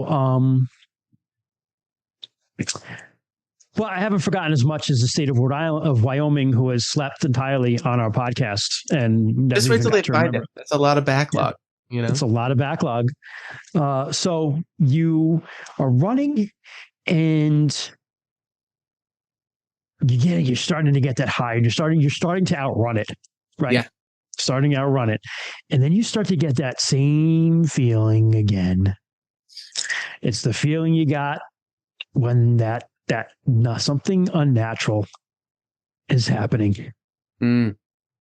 You know that feeling. Mm-hmm. And you know that the hair goes up on the back of your neck because you feel like you're being watched. You know, I think Tevin is very good about maintaining his pace and running and not burning himself out, and, you know, keeping his breathing steady. Every time this happens, though, it's dead sprint. Like, it's like he loses all form and like fear, cold sweat, dead sprint kind of stuff. I know I criticaled my weird roll, but I'm totally fine with like forgetting where I was going. If you want, it's up to you. You just run. You just start running like hell. And you run and you run and you run. And you know what? I'm going to say that you run, you know these trails pretty well, right? Because you run here all the time. You work here. You live here most of the time. Nearest, on your days off, you get to the nearest town, and that's like down logging roads and stuff to get back to civilization. So for all intents and purposes, this is your home. So you know these running trails very well. And there's a particular spot where you run along where there are some very old graves, and you tend to ignore it because you tend not to run past it because you don't want to be around them. But you find this night, you're running because you've had that feeling, and you run right to those graves. And that's where you kind of come back to. Yeah.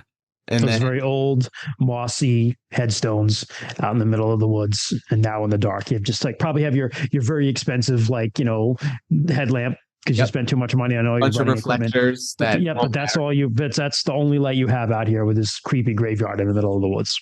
Yeah. And at this time of year too, I mean, think of all like the leaf litter on them, like wet leaves, just gonna skid to a stop. Have to think about where I am, like, why am I here? Now I need to go eat a protein bar. Oh God, I can't balance these.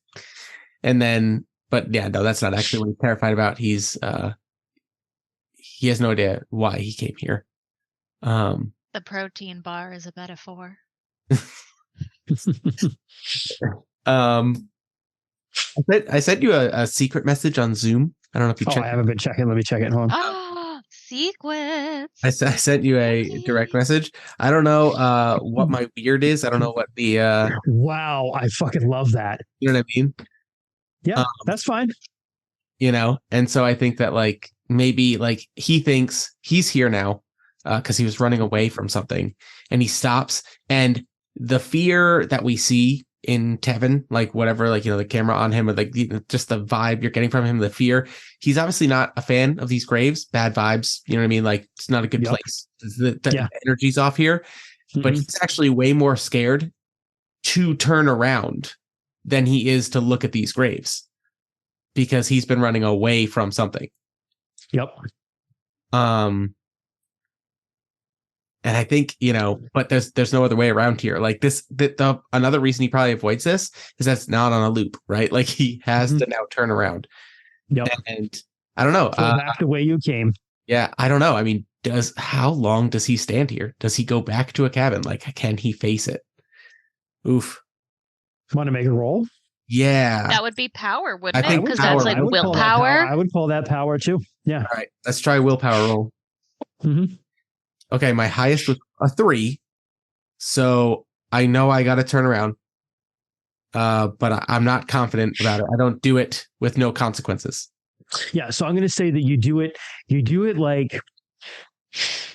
like a little kid that's being told to go down to the basement and like, the light switch is like over here and you have to walk a little bit in the dark to get it and you're terrified, but you have to go down there. And so you're just like, like run over there real quick. And like, so you do that same feeling where you took off top speed running, you do the same thing running home because you feel like the thing was behind you. Now you're running at it. Yeah. Running back though, you strangely, you don't have the same feeling. The only thing driving you is your own fear this time. But I'm going to say that the consequence is you run so hard and so fast that you manage to somehow pull a muscle. Oh, like roll an ankle or pull a muscle. Yeah. No, I'm going to say that's one way. That's one way to see who's top dog in the running department. Pull a muscle. Nothing seriously, but by the time you get back, you're limping. Okay. All right. That's good. Carrie. Hi. You picked a nice cabin. What are you going to do here? Yeah, Carrie's tired. It's been a shitty fucking couple of days. And she's been having a lot of trouble sleeping. Because until emergency services get there, she's in charge of taking care of the dead girl. Yep. So she saw a lot of just Alice. And it's been hard for her to sleep because of it. So she finds a comfy cabin, bottom bunk, because she knows better. These are not bunks. They have there are like 2 bedrooms in these cabins. Oh, they're like beds. These are fucking luxury. Yeah. Okay. Yeah. Yes, she gets a bed, kind of bundles up under the covers, and to calm down and help herself fall asleep, this is an actual thing the human Sarah, do. Puts on her ghost podcast to help her calm down and fall asleep. Love it. And that's how let's do that harm, Rainey. That works for me. You have a -1 to it. I just saw your comment. Yeah, I just wanted to say, yeah, pull muscle. All right, so I'm sorry, Sasha. You're listening to your ghost podcast and you drift off to sleep. She's trying.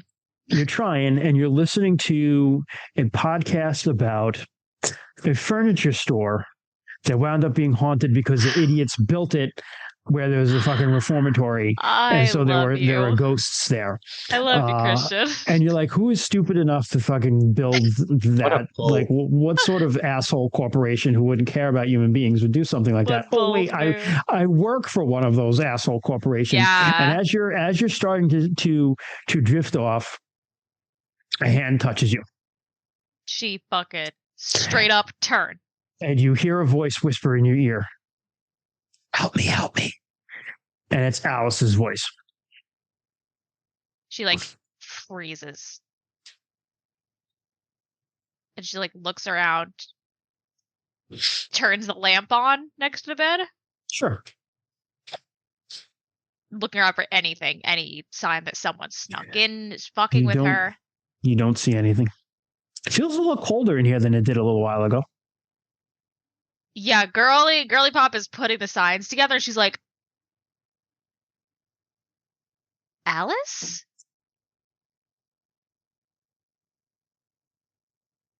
This is no one fucking with me, right? She looks around again and waits. Listen, and as you're trying to hear, so everything sounds quieter. Christian, your voice went robotic again. Oh my god! But it worked. I thought he was doing it on purpose. I was like, no, it's something with Zoom. Hold on, everybody. I have to unplug this and plug it back in. I'm sorry. Chat. Hold on. Speak like Alice right now. I was gonna say this is the perfect opportunity. God. Rainy, your face when that happened was priceless. Yeah. I was like, bro, did he get a soundboard? Okay. What? Is that better? Yes, you're back to normal. Okay, yeah, it's just some weird thing with my microphone. Everyone's I actually have a good mic, and I personally have ghosts. It's just so fucking weird that it's because you're a lich. I am. True. This is the liches that I hide and summon and lock in my things.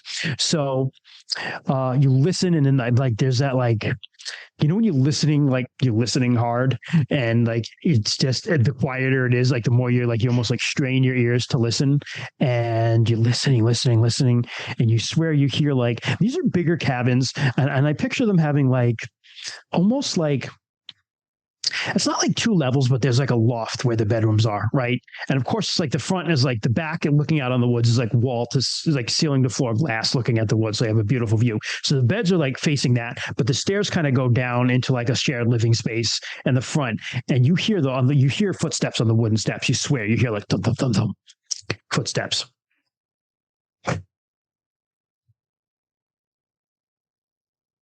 She is gonna slowly get out of bed, reach into her duffel bag, grab her flashlight, grab her phone, and she's gonna go looking. Okay. So you head out in the dark. Well, they're inside, right? So the way I picture it, you come in the cabin, you come into like no, I was trying to figure out. Sorry, where the footsteps were. Was it like inside on the stair? You heard them on the stair. So just to give like context to you, the way I pictured in my head is, it's a rich person's version of a log cabin, right? But you come in, there's like a shared living space with like a rug and like maybe like a nice like wraparound couch kind of thing, and no TV or anything because there's no distractions, but they have books and stuff. There might be a very small kitchenette sort of thing where but just like with a microwave and stuff, and like a small refrigerator. Cereal, milk, fruit. Correct. And then stairs that go up to kind of wrap around to go up, and there are 2 bedrooms. Okay. Bathroom in the middle. Yeah. Okay. And so you heard steps on the stairs down, but the only thing there is like that shared living space, and then it goes right out into the courtyard. Yeah, so she's gonna peek out of the room and start looking around this downstairs. Okay, so you shine your flashlight. You don't see anything. She's getting like jittery, but also excited. Like, holy fuck, am I right? Am I crazy? Am I right though? Or these nightmares? Or she's like, all this is going through her head at once. She's kind of, okay, you got this. Okay.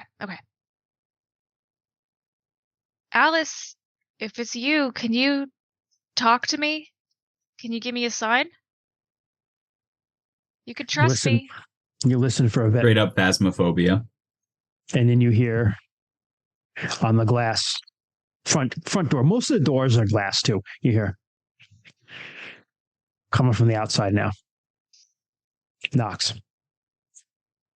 She's gonna reach back into the bedroom, grab her coat, pull it on, go down the stairs, kind of look around the door, slip her sneakers on, because doesn't bother to tie them and untie them, just like I, Sarah the human, do. You just pull them on. And she's gonna go outside and see if she can find anything. Give me a weird roll. Hell yeah, I will. It's like the most weird little nurse ghost hunter. I love her already. We may not be the most brainsy group, but we are a weird group. Yep. That is a 4. Only one, but that's a 4. All right. So you're wandering around, and where do you go? She's looking around the cabin mostly because she heard something on the door, so she's looking to see if there's footsteps, any marks on the door or near the door, or she's staying near the cabin. Because is it still pretty lit with like the lights and stuff? Yeah, there's like all sorts of that like landscape lighting and stuff like that to keep it lit up, but it's still dark. Oh yeah, no. So she's kind of focusing around the cabin because that's where she's been hearing stuff. Okay. So you're looking around and you don't see anything particularly in the cabin, but then you notice, you're like, weird, the light is on in the gym / indoor pool. Shouldn't be on. She just kind of looks at it. Tevin go for a late night swim or something? And she'll go and head over and see if she presumes Tevin's just doing laps or some shit. So it's actually Marb skinny dipping. Hey, girl. I never met it was a normal human being, but it's me. I never met Marb, and I never want to. Listen, the number of snowbirds that go from Maine to Florida back and forth. That's And honestly, a camp full of troubled teenage girls would be right up Marv's alley. I hate to say it, but it's the truth. Again, never met the man. Never want to. I'm never watching that one shot. So Marv, if you haven't heard, is probably the worst character I've ever created in my life. If you haven't watched Grandma Club, don't exactly. Yeah, and that's saying something, because some of Christian's other characters get fucking murdered. Don't. Yeah, Troy murdered one of Christian's characters. Yes, he did. Oh man, I make being unlikable an art form. So Really? So you get into you go there, and the strange thing is the door is locked, but you have everything is key cards here. You have a master pass key card. You're able to beep it, opens, you go in, and you're like, what is going on in here? And you hear weeping from the pool. She'll stay quiet just in case she awkwardly walks into one of her coworkers having a cry fest, because she doesn't fucking know. She's a college student. Anything could be happening. No. She's still not convinced it's not Tev. She's like, is this a ghost? Is this Tevin? Is this fuckhead McGrady? Valid. So she's gonna quietly make her way over towards the pool. Okay. So you go in there, and it's a little steamy because it's a cold night outside, and this is a hot, heated pool. Of course, it's a heated pool. Fuck yeah. And you see, it's the same sort of effect that you saw someone moving through the smoke. You see almost a figure, but it's not a figure. It's just a space within the steam that seems to be a figure crouching and crying near the pool.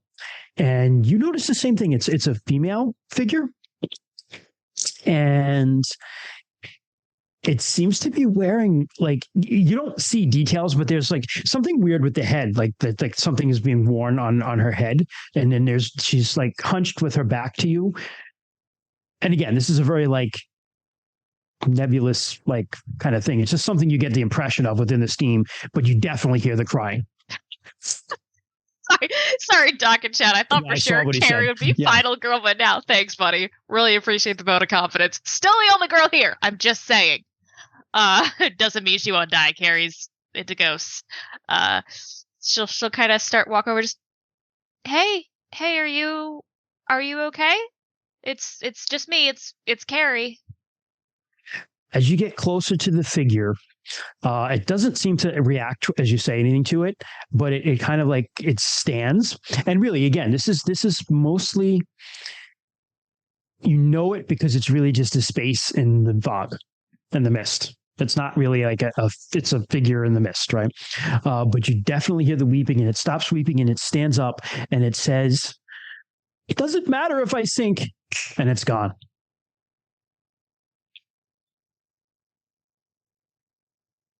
And you're all alone by yourself. And she slowly checks her temperature, slowly lowers her hand. I accidentally added mushrooms instead of sugar to my pie. She just there's a fucking ghost here. Well, okay, all right. And she's gonna go try and look for. She's trying to figure out where everyone went, but she doesn't know. So she's like, "Fuck." All right, just go to bed. Talk to everyone in the morning. Fuck. And she's terrified and excited all at once. So she's jittery. If you want, I can say as you're on your way back, you run into a very limping Tevin. Yeah, that's fine with me. So she's walking flashlight. She hears running, and she fucking spins and shines light directly into Tevin's eyes. Yeah. Just fuck. Oh shit! I'm sorry. No, we're good. Hey, what are you doing out? Is everybody okay? Did I?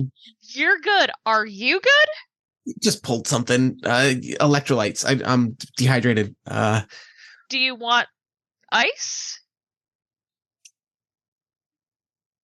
Sure. Ice. I've got icy hot patches. I've got ice. Great. All right. Yeah. Come on. I'm just gonna grab a banana and She'll take him to the main building, which I presume where the nurse's Sure. office is. Yep. Why were you out running at night? You do this all the time? We ate pizza. It's a little heavy for my intake. So What do you eat in a day? And she just starts like going through the drawers to get something. and then like mostly I start the day with it, and I'd start describing like everything is like powders put into water bottles, and then occasionally I have some solid foods. You don't eat actual.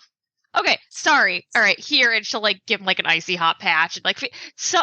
Look, I'm not the nurse in my family. That's my mom. She does something to help the muscle feel better.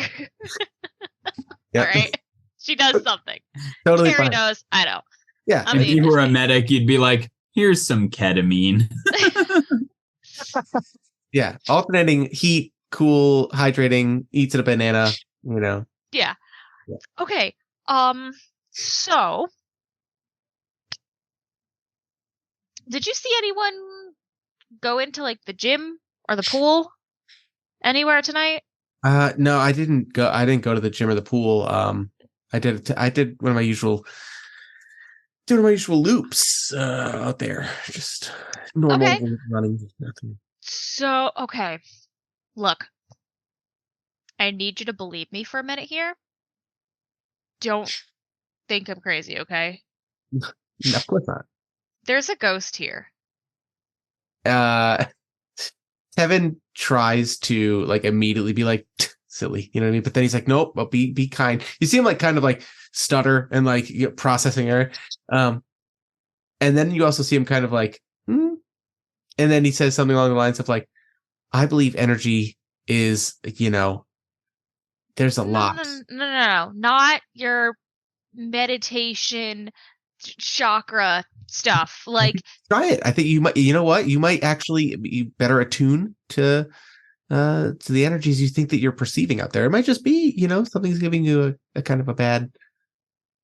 okay, so let's start by talking about the figures that I've seen in shadows. 2 now, plural, followed by the whispering in my ear. At that, you actually see Tevin kind of like, go Someone on. saying, help me. Then the footsteps running down the stairs of the cabin that I was in by myself because I saw Eli go into a different one and I saw Pete go talk to Mitch. That tracks. The scratching at the door to the cabin. Someone getting into the pool house, which I have now presumed is none of us. And when I went in there, saw a figure crying next to the pool,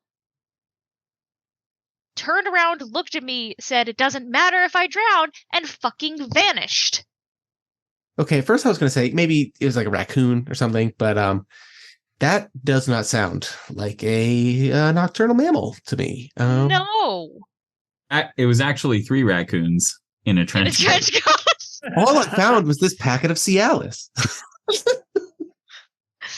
God, it's all the Some one shots Buttersworth. that happen while I'm away. You know what it is? All of our one shots are one. It's like a one shot. One shot. Oh no!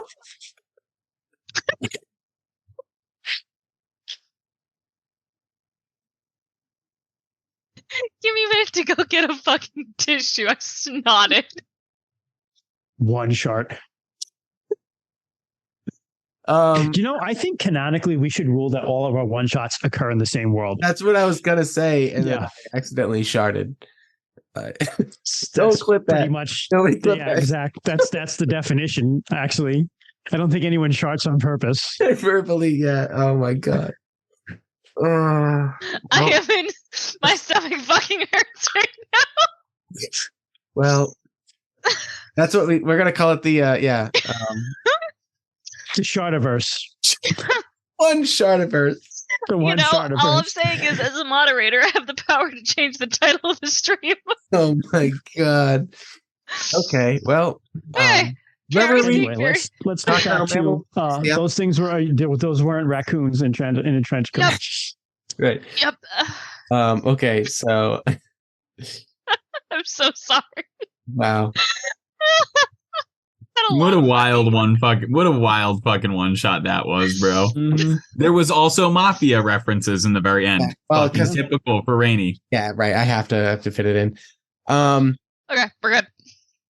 Yeah. So okay, that sounds a bit more than energies. Yeah.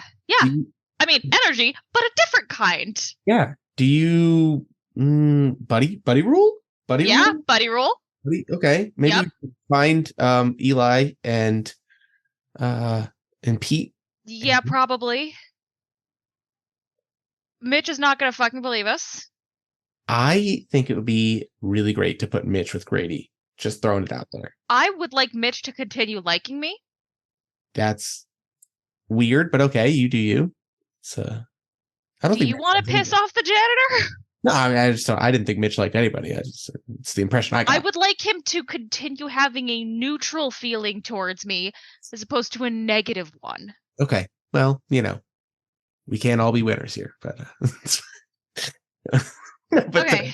Kevin is like, yeah, okay, yeah, maybe we should look into that more. I had a little like weird.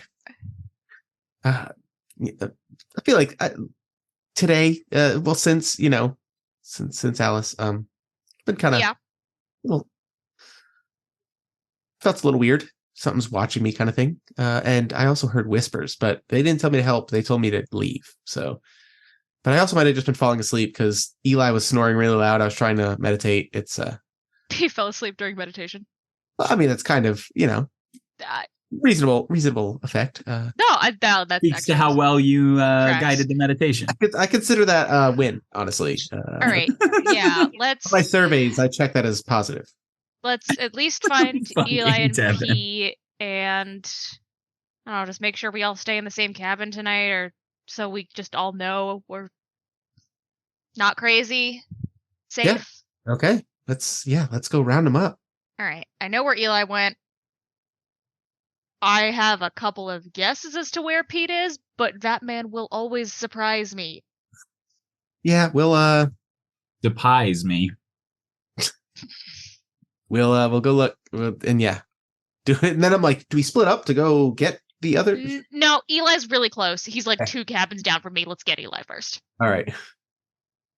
She's just gonna just lead the way because she knows which cabin he went to. It's No, gonna you go get to wake Eli. the- No problem. You get to Eli. wake up the 19-year-old.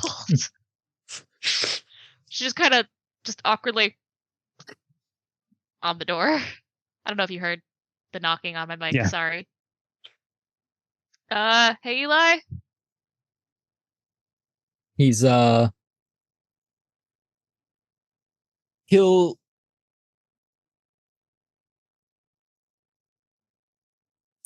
I'm gonna say he shoots up again. It's just kind of something that he does. If you ever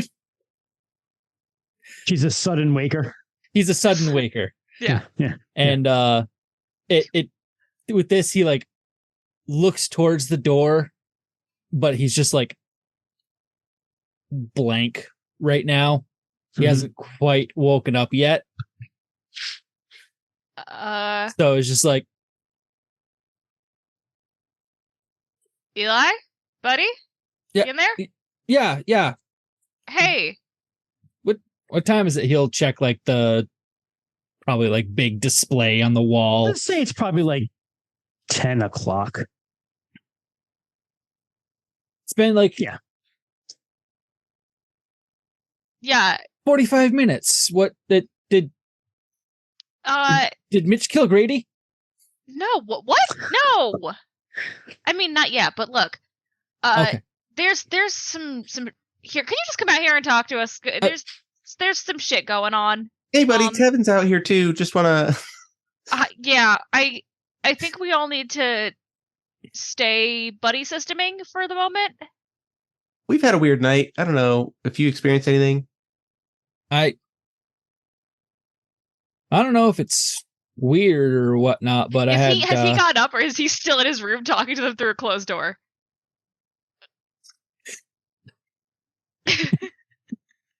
Both answers are very good. I just need to know. both answers are very good. I think he is still talking to them through the closed door, but he is actually getting up and getting ready to get out. Okay, cool. That's fine. And he's just like, I don't know if I had a weird experience or if it's just because I was falling asleep, but I was listening to the Rainstorm soundtrack as I was drifting off, and like listened to it quite a few times as I was trying to take a nap. And could have sworn I heard chanting or like singing or something as I was drifting off, but maybe it's because I was tired. Maybe it was that burnt pizza. Now I haven't listened to all of the white noise tracks. Looks at Tevin. I was gonna say there's not supposed to be any people noises in them, right? The rain one is it's a bottom third tier, I would say. It's typically not my favorite, but yeah, no, I've never heard chanting in it. Okay. Chanting is fucking creepy. Great. Yep, that's we're gonna file that under weird, Eli. Okay. I thought it was just like me drifting off. And was it like Latin? Did you hear anything? I wouldn't. Latin. Did you happen to I can barely read better than me. Happen to translate the diabolical Latin they were chanting? I don't know. It kind of was like mumbly chanting. I don't know. I was falling asleep. But with that, he'll actually open up the door. Yeah, so I saw a ghost. Well, that's definitely weirder than like a full ghost. As much of a full ghost as it can be. There's really no one way to be a ghost, but yeah, like I saw a full body apparition, and it talked to me and then disappeared. Yeah. Kind of played a little game of cat and mouse with me around the cabin. And I'm pretty sure it sounded just like Alice. That's mildly concerning, at least. Yeah, so we're gonna go find Pete, and I don't know what we're gonna do with Grady. Mitch will probably shoot me if I try and take him away from his little man cave. So at the very least, the four of us are gonna buddy system, if that just in case. That sounds good to me. Did you see where Pete went, other than going to get some PBRs from Mitch? He usually hangs out with the horses. Does he sleep in the staff quarters? Because I never see him come to bed. I think he has a hay pile. I'm just going to choose not to address that. All right, let's go. Where is Pete? So Pete is back in the kitchen. Okay. Couldn't sleep, so he's trying to make another pie. Okay. Did he bring a If I roll a 1, can I put my last PBR in the pie? You can put your last PBR on the pie anyway. Like, it's not a rollable. I'm still trying to make the perfect sweet potato pie. I'm just kind of drunk doing it right now. In the pie and see if it is good. Not intentionally. Pete's dumb, but he's not that dumb. Okay. So it's just that Pete doesn't really ever drink. So like he's a lightweight, you know what I mean? Okay. He's also super lanky and gangly and So you're talking like just like the liquid PBR or like the whole can? Just the liquid PBR. He's not that drunk. 5 just the liquid PBR can't fuck you up that bad. Okay, D4. All right. 3. Again. Fuck. I missed something. I love that Troy rolls for chaos. Just do it. Yeah, just do the chaos. So okay, so you couldn't sleep after the strange incident, and you're making another pie. Roll me a weird roll too. Okay. And I'm listening to the Great British Baking Show again. Okay. A 4. Oh. Okay, 4 on weird. All right. Again, this is the second 4 I've rolled on weird. I have a 1 in weird. It is. Sorry, a 2, but still. No worries. Oh, let me see if I crit, I guess. Yeah. I do. I crit. I rolled another 4. So we got 6.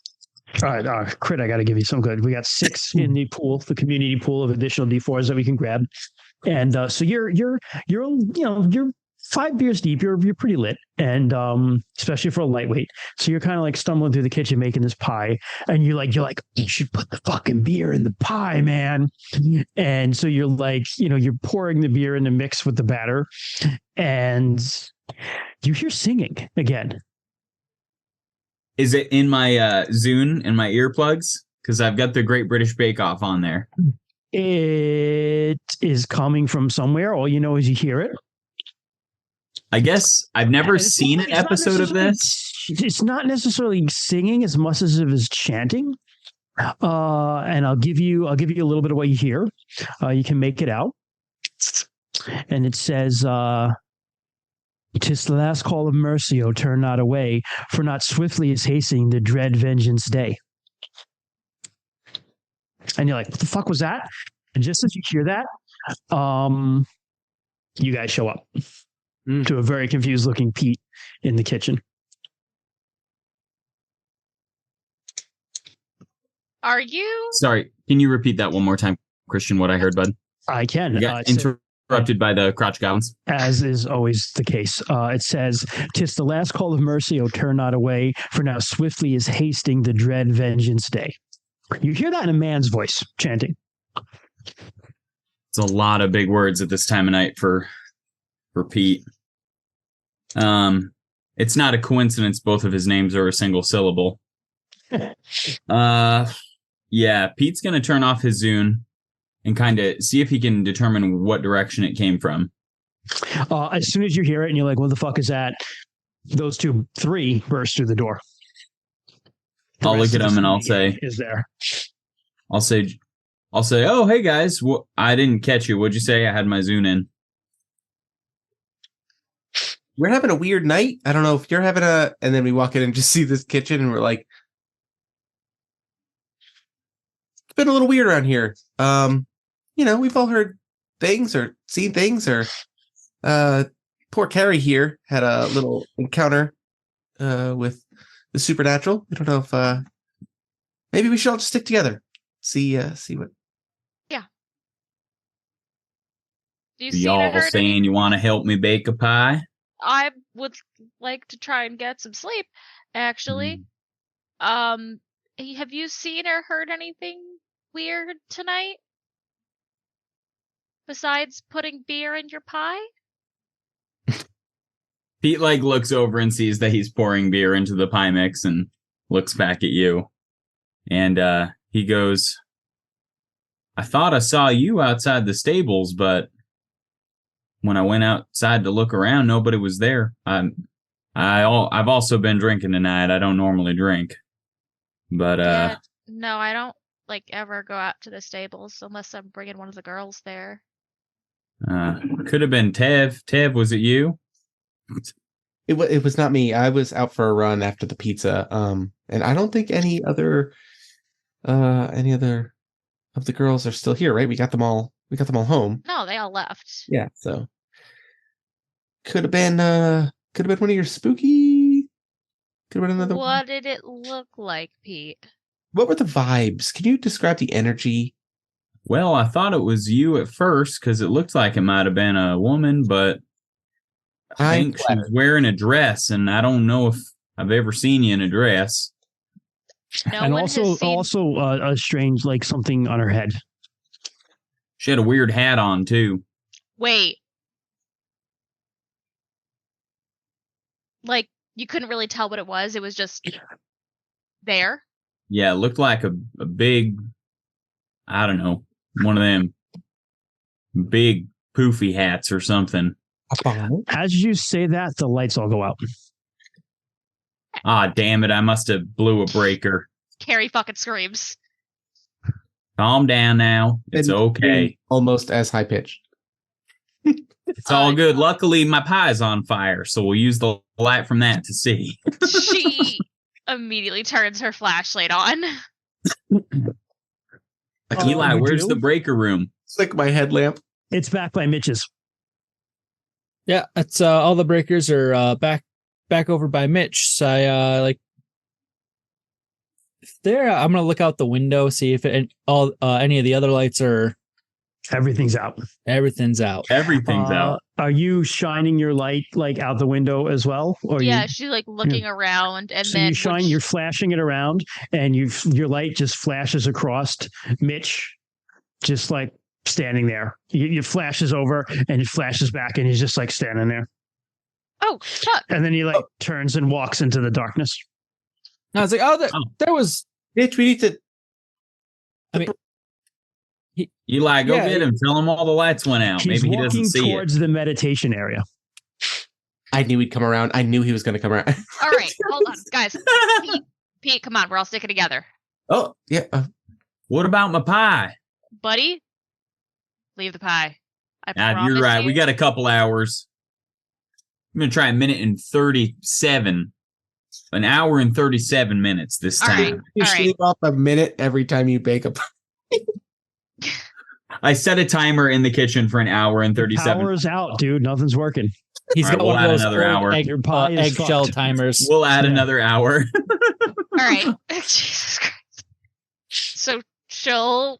Yeah, let's lead the way. So you're gonna follow where Mitch went. Can I grab a shit shovel?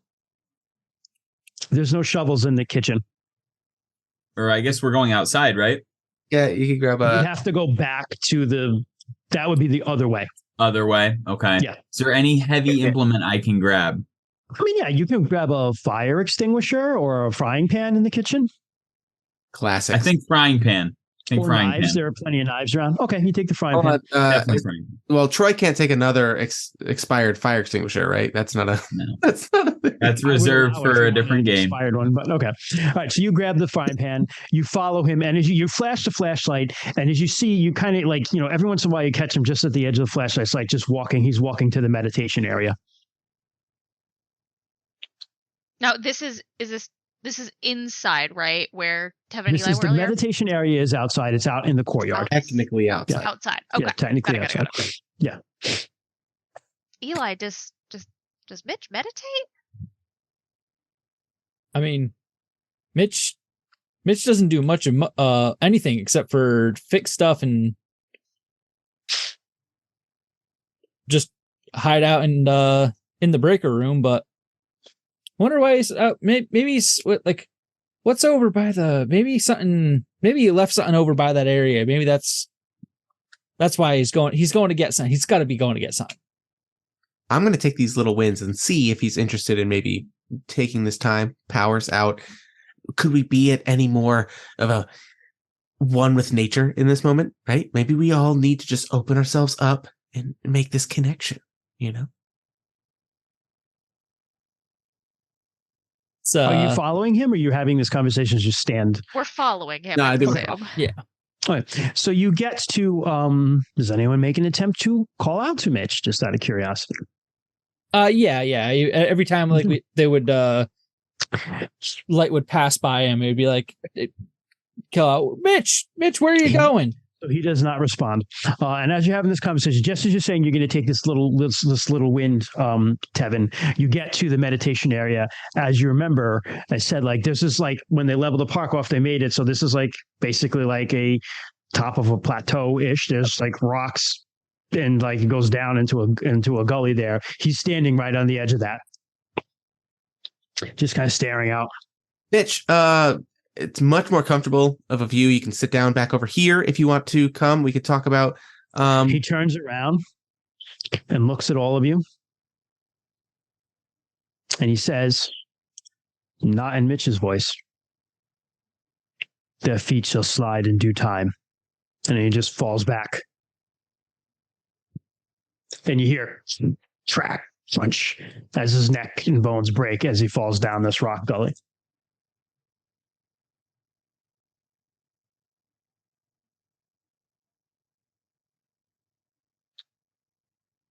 Pete goes, what the hell?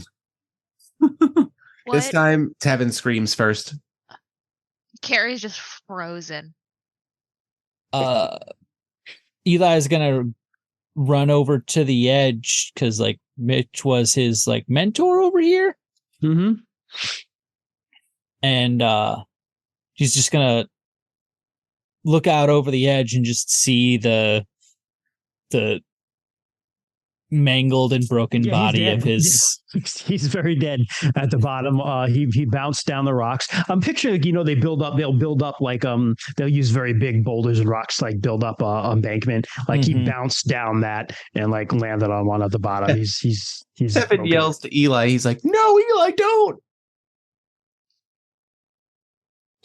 And Eli will just like kneel down and kind of like look down, then it's just like stare down at the cliff at Mitch's body and just look back and shake his head. Pete's gonna look around right now. You see a flashlight waving around and coming towards us. Yeah, I'm gonna start. Yeah, I'm gonna start running towards it and calling for help. What is happening? Why are the lights out? What is going on? It's Grady. Oh, Grady. Grady, do you have your fucking cell phone on you? He's wearing Oh no. He's wearing Renew Corp branded sweatpants. And a hoodie with like his whatever douchebag college he went to. Generic douchebag yeah. I'm like, Grady, I'm glad you're here. Mitch just jumped off a cliff and he's dead. And I point at the cliff with my frying pan. Oh no, I say I said he's left us permanently. Grady, do you have your fucking phone on you? It's back at my cabin. Shit. Fuck. Okay. Language. We need to call 911. Okay. A man just fucking died. Where? What? Show. Let me see. No. I don't think that's the best idea. Maybe we should just stay away from cliffs and creepy places where things whisper and, We all need to go back into the main building and stay there and call the cops. Call the emergency line. And she goes over to go talk to Eli. Too. Okay. All right. I'm going to go get my phone. Don't go by yourself. What? Well, who's going to come with me? Tevin, go with him. I gotta we all go. No, and Tevin's just like, I'll go with him. Okay. Thank you. So Tevin's going with Grady, and we're gonna have the other three: Pete, Carrie, and Eli. What are you guys gonna do? Carrie wants to check on Eli and get him away from the fucking cliff and back into the main building. Okay. So let's do that first. So Troy's not here, but he'll tag along. Go for it. What are you saying? Hey, and she'll kind of walk over. Hey, come on, let's get back inside. Yeah. He'll like look down the cliff again, and just be like, "There's nothing we can do to get down there right now. It's too dark." And I'm gonna try and use the emergency line in the main building. Try and see if I can get a call to 911. Yeah, it'll be a bit before anyone gets here, but I think I have some contact for some of Mitch's family. I can find it somewhere in his office, but that can probably wait for now. We can go look in the morning. Yeah. All right. So you head into the main office. And there's a landline, and you're able to call out to 911. That's fine. Everything's still dark. The lights aren't on. And as you do, I'm picturing you kind of like, you set your flashlight down and you call, and the flashlight's like kind of looking out one of the windows, and where it's looking in between like two of the buildings. Because the way I picture this, everything's kind of in a ring. There's a central courtyard, and within the central thing is like the main, like nice building kind of things. Almost like a panopticon, Christian? Yes, that's a good yes. And you're looking out the main building in between two of the cabins, and beyond it is like woods, right? Mm-hmm. Standing there again on the edge in between two cabins, your flashlight just falls on the flowing blonde hair and the camper uniform of Alice.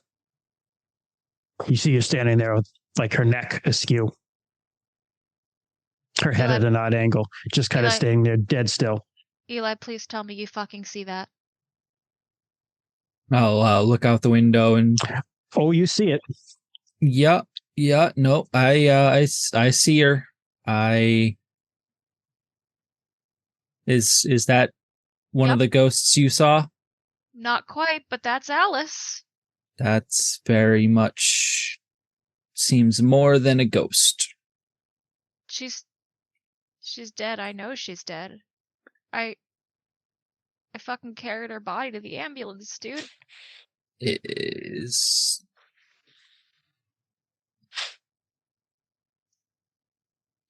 We're just gonna continue to look and just like there, like kind of disbelieving what you see. All of a sudden, you see her like she's just been kind of like standing there, like kind of like neck aside, just dead still. All of a sudden, she like jumps as if something's coming after her and runs off behind the building. Has 911 picked up yet? Oh, you called already. You got a hold of it. Okay, we got there. Yeah, Thank God. We'll skip that part. Okay, they said cool. like, yeah, we're gonna send someone out. Obviously, it's gonna be a while, but like people are coming. Right. Yep, cool. Okay. Who was this that ran off? Alice. They saw Alice. The ghost of Alice. And I'm with them, right? Yes, you are with them. What do you guys do with that information? And I'll skip to the others. Oh no, we're staying right the fuck here. Staying right there. Okay. I think we should get the horses. The horses? I will leave you guys having that conversation. So you're with Grady, and you're going back to his room, and he's just like, I can't believe someone. This is a disaster. This is absolutely a disaster. We're gonna have to call corporate. I know it's late, but fortunately, I know the VP's phone number. I'll just have to call him at his house. We might have to push these reporters off. Was he like this before? Like, was he suicidal? Did he have any dependencies or addictions or anything? Like, why would he do that? Grady, Mitch was, he was just a guy who did his job. He did his job and he hated everybody, but he was that kind of guy. He took care of things that he cared about and, left everybody else alone. I think that like we need to call 911. We need to get right. All right. Well, here, but you get to the cabin and he's like, all right, my phone's hold on. And he's like flashing around, kind of like digging through his stuff to find it. And does not have generators? Like he's just like, Grady. It does, but it's like shut off. It runs on a generator, but it was like and then just not off. Okay. Mm-hmm. Okay. Yeah, so Grady, I don't know. You've been over here. We've been kind of talking. All of us have had kind of weird kind of experiences tonight. Some's really kind of, obviously there's a lot of stuff going on here at the camp lately, but I think we should all stick together. So grab your phone and we're going to go meet up with the rest of them. You said that as he's digging through his stuff and he seems to have like stopped and you thought it was like that he was listening to you. Mm-hmm. But then he kind of like stands up. He turns around to look right at you. And it's not really Grady that's looking at you. Okay. And he just looks almost through you and he's kind of sneering at you. And I know you want to say something, go for it. Okay. And he's kind of like very like derisively, like looking at you like you're a piece of shit. And he says, thou hast the mark of the black man upon ye. Repent, ye wicked, repent in despair. That was not on my resume. And kind of slowly starts backing up. Thou shalt be cast into a lake of fire to burn for all eternity. Did you get your phone? And he's like, yeah, he starts chasing you. Yeah, off I run. Roll me a speed roll. Okay, minus one because you got to with your bum leg. With your bum leg. Oh, there goes. Oh my God! I rolled 2 4s. The critical. Hell yeah! Thank God. You fucking smoke this dude. Okay, so you do that thing again where you get the cold sweats and you fucking yeah. You feel that pain again, or that feeling, that fear that drives you through the pain, and you just book it. I mean, he's after you though. He's running after you, and faster than a soft university doughy white boy should be able to. Yeah. And like but that's the thing. like, I'm always running from them, but they're always not to look back. But this time you break that rule and you look back and you swear as you look back, you see like as you run out of the building, out of his building, you see like this female form again wearing like she looks like she's wearing a dress, but with like one of those like a bonnet almost over her head. Okay. And just kind of like trips him and he falls and you're able to like get back. Okay, interesting. And by the way, you have 7 dice now. Actually, I'm going to choose a separate critical effect where I'm just going to get rid of -1. All right, so yeah, your leg somehow the running was good for it and it loosens it back up. Yeah, loosens me right back up. You untore the tendon. First aid, you know. Yeah, you guys are like arguing about going to get the horses and take it away, dude. Tevin just busts ass into where you guys are. You had to do this in the dark, by the way, because I picture you not having left your flashlight. But actually, you can have it because you rolled force. You're good. Oh, yeah, he's got his headlight. Yeah, I had my little. Yeah, you had your douchey runner's headlight. Yeah, never mind. Right. and I catch up to all of you, and I'm just like, Grady is not Grady. Grady's gone. He got tripped by a ghost girl, and he knew something not important. Close and lock the fucking door. Closes and locks the door, and he's just like, I don't know how to handle this level of spiritual disconnect. I'm used to Okay, wait, hold on. Okay, so slow down. Tell me the story again. Control your breathing, Tevin. He looks at Pete and he's just like, I'm just like in my classes. Okay. And he's like hyperventilating, but he says he catches up for a second and he says, I went with Grady to his room to get his phone, and he was more worried about calling corporate. And I told him we had to call 911. And he was looking through his things, and he stopped at one point. He just turned around, and it didn't look like him anymore. He wasn't carrying himself the same way. Again, I'm good with energies, totally different, like something absolutely different than Grady. And he said some weird things to me about being marked with so I don't know. Basically, he not entirely wrong, but it doesn't matter. He started chasing me, and I was running, and I never look over my shoulder, but I looked over my shoulder, and that girl with the thing on her head and the dress, just I think she tripped him. I don't know. She intervened or Gavin, hold on a second. You said that he said you were marked, and that he wasn't entirely wrong. Can you elaborate on that? I mean, it's kind of anyone who wants to. I don't care who. Always. Someone give me a weird roll. Go for it, Carrie. 4. Not a critical, but a 4. A 4 is a crit. Oh no, 2 is two together is a crit. You only have 1. All right. So still a full success. Okay. As Pete is saying that, you look you're looking around the room, and it's like the dark room. It's only lit by Tevin's headlamp that's kind of like whipping back and forth, and your own flashlight. You're not alone in the room. Who else is? She pointed at where she sees someone. A woman dressed in a very, very old style dress, like a black dress with like white trim and a white bonnet. Like a very pilgrim? Like a traditional pilgrim. She looks wet, very wet. There's like seaweed, like not seaweed, but like pondweed and stuff like hanging off of her, and gray with like bloated, like she drowned. But she's standing there watching you guys. She locks eyes with you. Yeah, Tevin just stops his headlamp right on her, and he sharts. Carbo load. I cannot believe.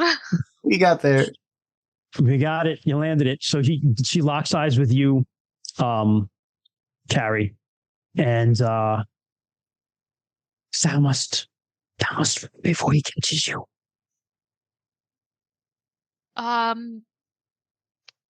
Fuck. Hi. Okay.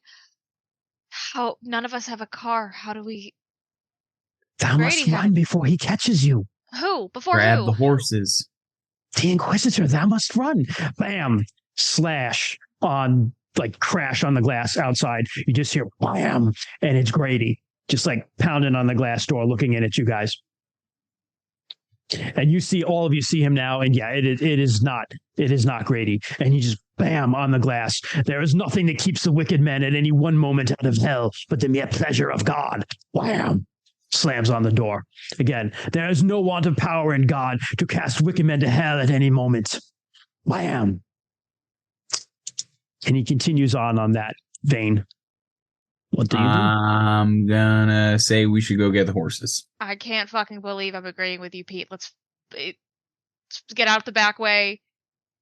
And your horse is cool being ridden without a saddle? You know what? We're gonna fucking find out. When the bang on the window happens, and obviously Tevin's headlamp goes that way, and then goes back, is the pilgrim woman gone? She's gone, but the ground looks a little wet where she was standing. Okay. Yeah. To the horses. I've got my frying pan. I say, everybody grab a weapon if there's any around, knife or something. Yeah, Carrie grabs a fucking knife. What room are we in right now? The office. I think you guys. Yeah, are the in. office. The main office Yeah, area. the kitchen is there though, so you can. It's Let her open her. connected. Give me A swing liner. We're gonna call luck. Weird luck as well. Who has the lowest weird score here? I think Eli. I have a 2. Never mind. I think Pete does have the lowest. I have a 2. Is that Yeah. the lowest? Roll me weird, Pete. Okay. It does. 1 and a 2. I do just want to say it does say something in the book about like items, and it says like regular things should just be there, but if it's important, like the GM can make whatever call they want. So. So the call I'm making right now is this is the main office building. You locked one door. I want to see if you locked others because you have to go to the kitchen to get a knife. So a 2 is. I'm going to give you. A 2 is technically a no. So you run. You guys are like to the kitchen, and you get to the kitchen, and guess who's there in the kitchen with Mitch a knife McConnell. now? Yep, it's like no, Mitch is dead. It's Grady. Grady with a knife Grady. in the is kitchen. walking there and he grabs a knife. Fuck And he's it. like, I say, if thy eye offends thee, thou must cut it out. If thy hand offends thee, thou must cut it off. She's not even And he's coming for you listening. guys. They're running. You go the other way. All right, give me all speed rolls to see how What is you do to What get is away from Scooby doing? Scooby doing it. Yes, Scooby doing it. Oh my god. And we're about to get all our horses. I just rolled terrible. Oh no! My height 3? is 2. I got a critical success. Okay. Ken? 1 and a 2. Oh my god, guys. So we have 6 bonus dice. I think you guys can grab some of them to roll to see if you do better than a 1 and a 2 if you Yes. want. Please. I will grab a Technically, that's the bonus teamwork. die. So, but I guess we're all in this together, right? That's fair. Yeah. You're all in it together. Yeah. Are you both rolling them? Please. Yeah, it's a Hold on one sec. If I roll I guess we're not in a conflict, huh? No. Ken? Another 1. Okay. At least I'm I gonna got use. 3. Can I use my critical to give Eli a +1 to the next die roll, so it's not a critical failure? Actually, on a critical success, you or an ally get +1 to the next roll. Right. So I'm gonna say I'm gonna give it that's to fair. Eli. You can give it to Eli. That's fair. Yeah, it's still a failure, but it's not a critical failure. So. Well, it adds a die, so he has to get to roll one more d4. Yeah. Roll 1 Oh, more. okay, See what yeah, you yeah. do. Okay. That's a 3. Okay. Perfect. That's a 3. Okay. So we have everyone at, what do we have then? Critical success, 3s. We got all 3s. Okay. 3s. So there are drawbacks to us. There are some drawbacks. So I will definitely say Eli had stumbled his way forward. He is behind the pack. yeah. So what I'm going to say is, so you go into the kitchen to get the knife. He's there. He starts spouting that like biblical stuff at you. I always seem to wind up quoting the Bible, which is I do odd. mafia. You do Catholic, very Catholic Yeah. of you. It's so strange. Christian, I'm back to our Catholic school roots. We are. So you like Pete, you're just like, I'm a runner, and you're like, phew, you're just gone. And like don't even need a light, you're just gone. Everyone else kind of like runs, but does like the Scooby thing where they like jam in the door. Because of that, like you guys, Carrie and Tevin kind of like bang your shoulders on the door a little bit, get a little banged up. Eli, you're the last one through. He's coming at you, but he's moving a little stiff and slowly, like a slasher in a slasher movie. Mm-hmm. And he manages to like slash a knife at you just as you get out the door, but you feel like a little on your back. But you get out past him. And you're running past the doorway. I'll even say you even get a chance, like you get a chance, like slam the door in his face. And like, you know, he's going to be able to get through it because it's locked, but it buys you time and you book it. So you run to the horses.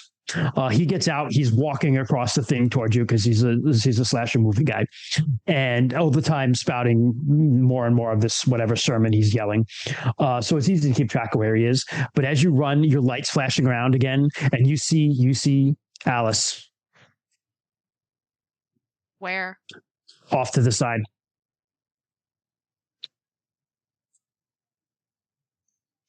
Carrie's still running towards the horses, and she just really quietly says, "I'm so sorry, Alice. Can you help me?"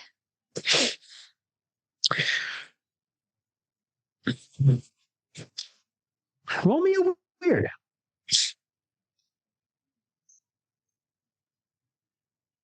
Or draw me a tarot card, one or the other. Ooh, obviously tarot card. Come on, Sarah. That just popped in my head. Any fucking chance to use these bad boys. We're gonna have to go back and Pine Island 2E. Yeah, alternate tarot rules. But honestly, the rule is just a paragraph. It's like have someone draw a tarot card and do something fucking cool that goes along with it. Cool interpretation shit. Yeah. But we'll wait till we have all the Wyoming people buying this RPG, and then we'll just change that one thing and resubmit it for extra sales. I do think, as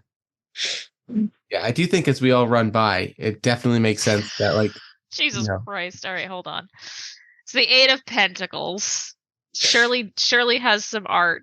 Yeah. Which I think is good, actually, because pentacles are earth, which are abundance. And the 8, I think, is a good number because usually round numbers are good in the tarot. I'm not sure, though.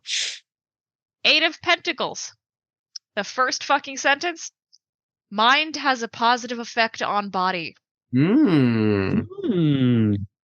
That's literally the first fucking sentence. There's other stuff that doesn't quite fit, right? It's like wealth can be obtained by solid logical action, but the first fucking sentence, mind has a positive effect on body. Also, this is the art for my 8 of Pentacles, which is why I laughed. Wow. It is Marv. The pentacles in this set are weirdly a lot of muscle men, and it's really creepy. That's strange. Like the 2 of Pentacles is the weirdest card in this deck. I'll find it later and send you guys a picture of it. Pentacles in the classical one are typically women because it's earth. It's the earth. Pentacles are the earth aligned earth element of the tarot suits. But anyway, you learn these things when you're a lich. Checks out. Weird muscle man. So mind has a positive effect on body. She sees you and her head like snaps like at an odd angle because it's hanging wide because her neck is broken. And she's like, you have to run. You have to get out of here. I didn't run. And he's coming after you. He sees her and stops and is kind of like, what did you roll on your weird roll? Just out of curiosity. Highest I got was a 3. 3 is to your benefit. He's going after her. Carrie still feels bad, but she's like, fuck, I know she's dead, but she keeps running. Yeah. Okay. So you run to the horses. I'll say if I got there a little quicker, I'll say I started getting the horses ready. The horses are going fucking crazy. You go in there and you don't need to roll a weird to roll in this. As you get in there, you smell something like very bad smell of burnt flesh and burning. I know it's not my pie. And a burnt flesh smell. And The horses are just like going nuts. And as you do this, standing straight in the middle of, as we'll say, Pete, Tevin comes up behind you, his head like flares in the middle because you do not have a light. There's a figure standing right in the middle of the barn. It's another woman in that similar outfit, but she's burned.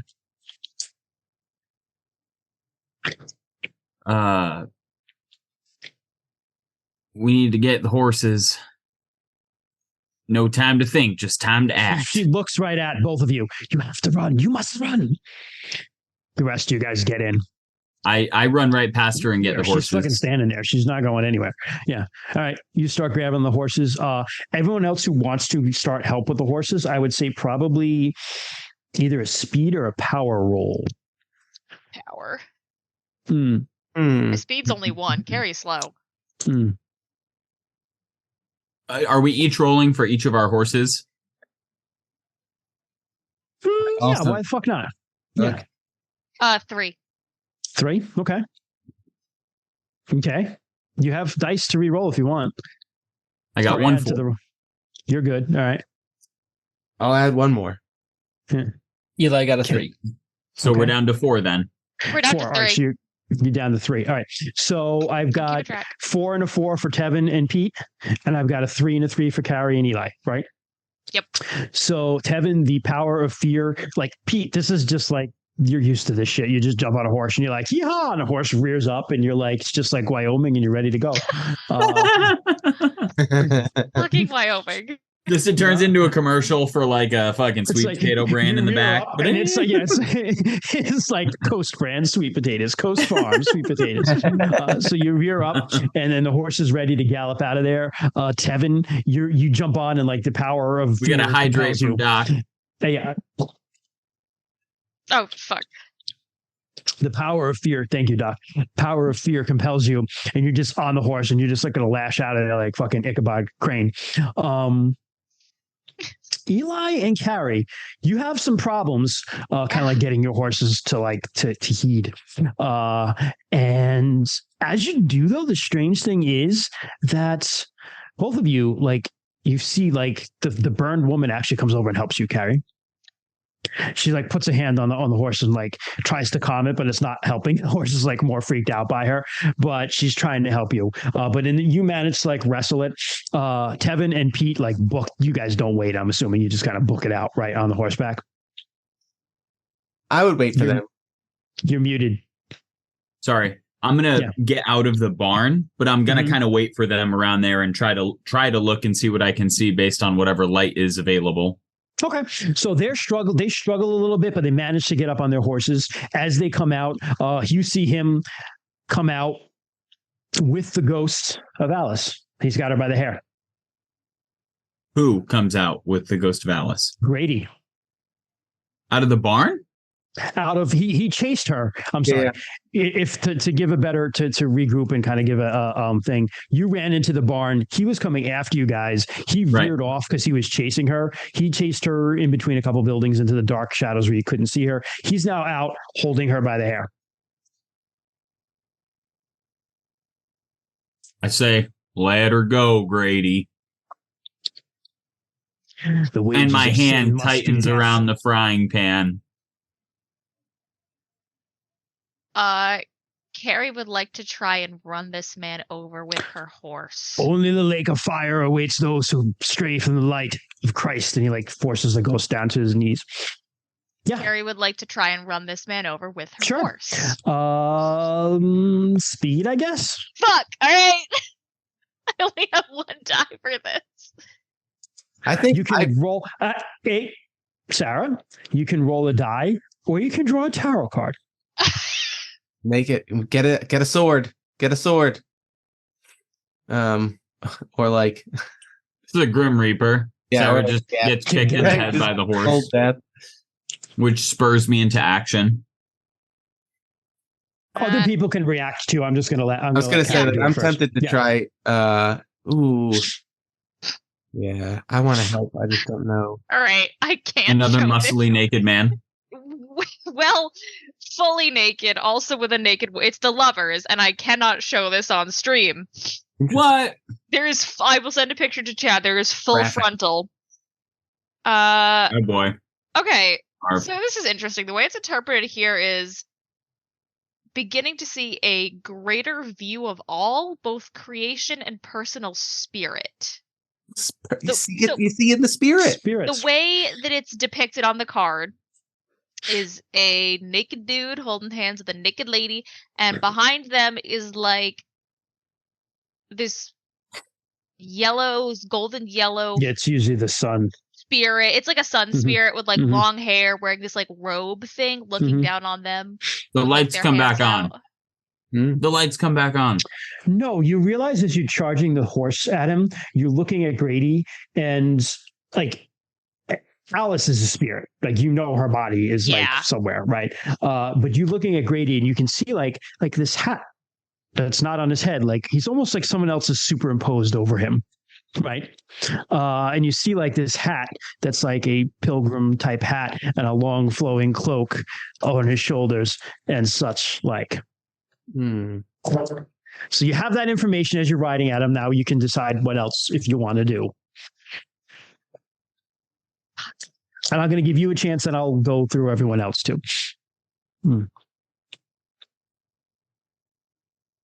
But only Carrie has that information because you're able to. You saw some ghosts. You saw the spirit.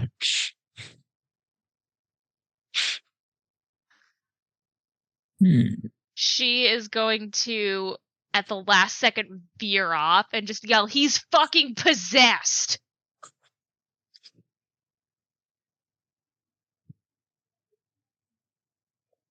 Okay. I'm gonna send this to the group chat so you guys I can see the think- bullshit.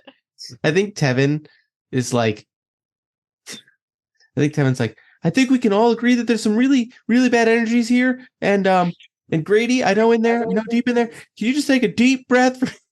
He's just like, we need to realign your chakras, Grady. Oh my god. Grady, I know you're in there. You're all out of balance. You're out of whack.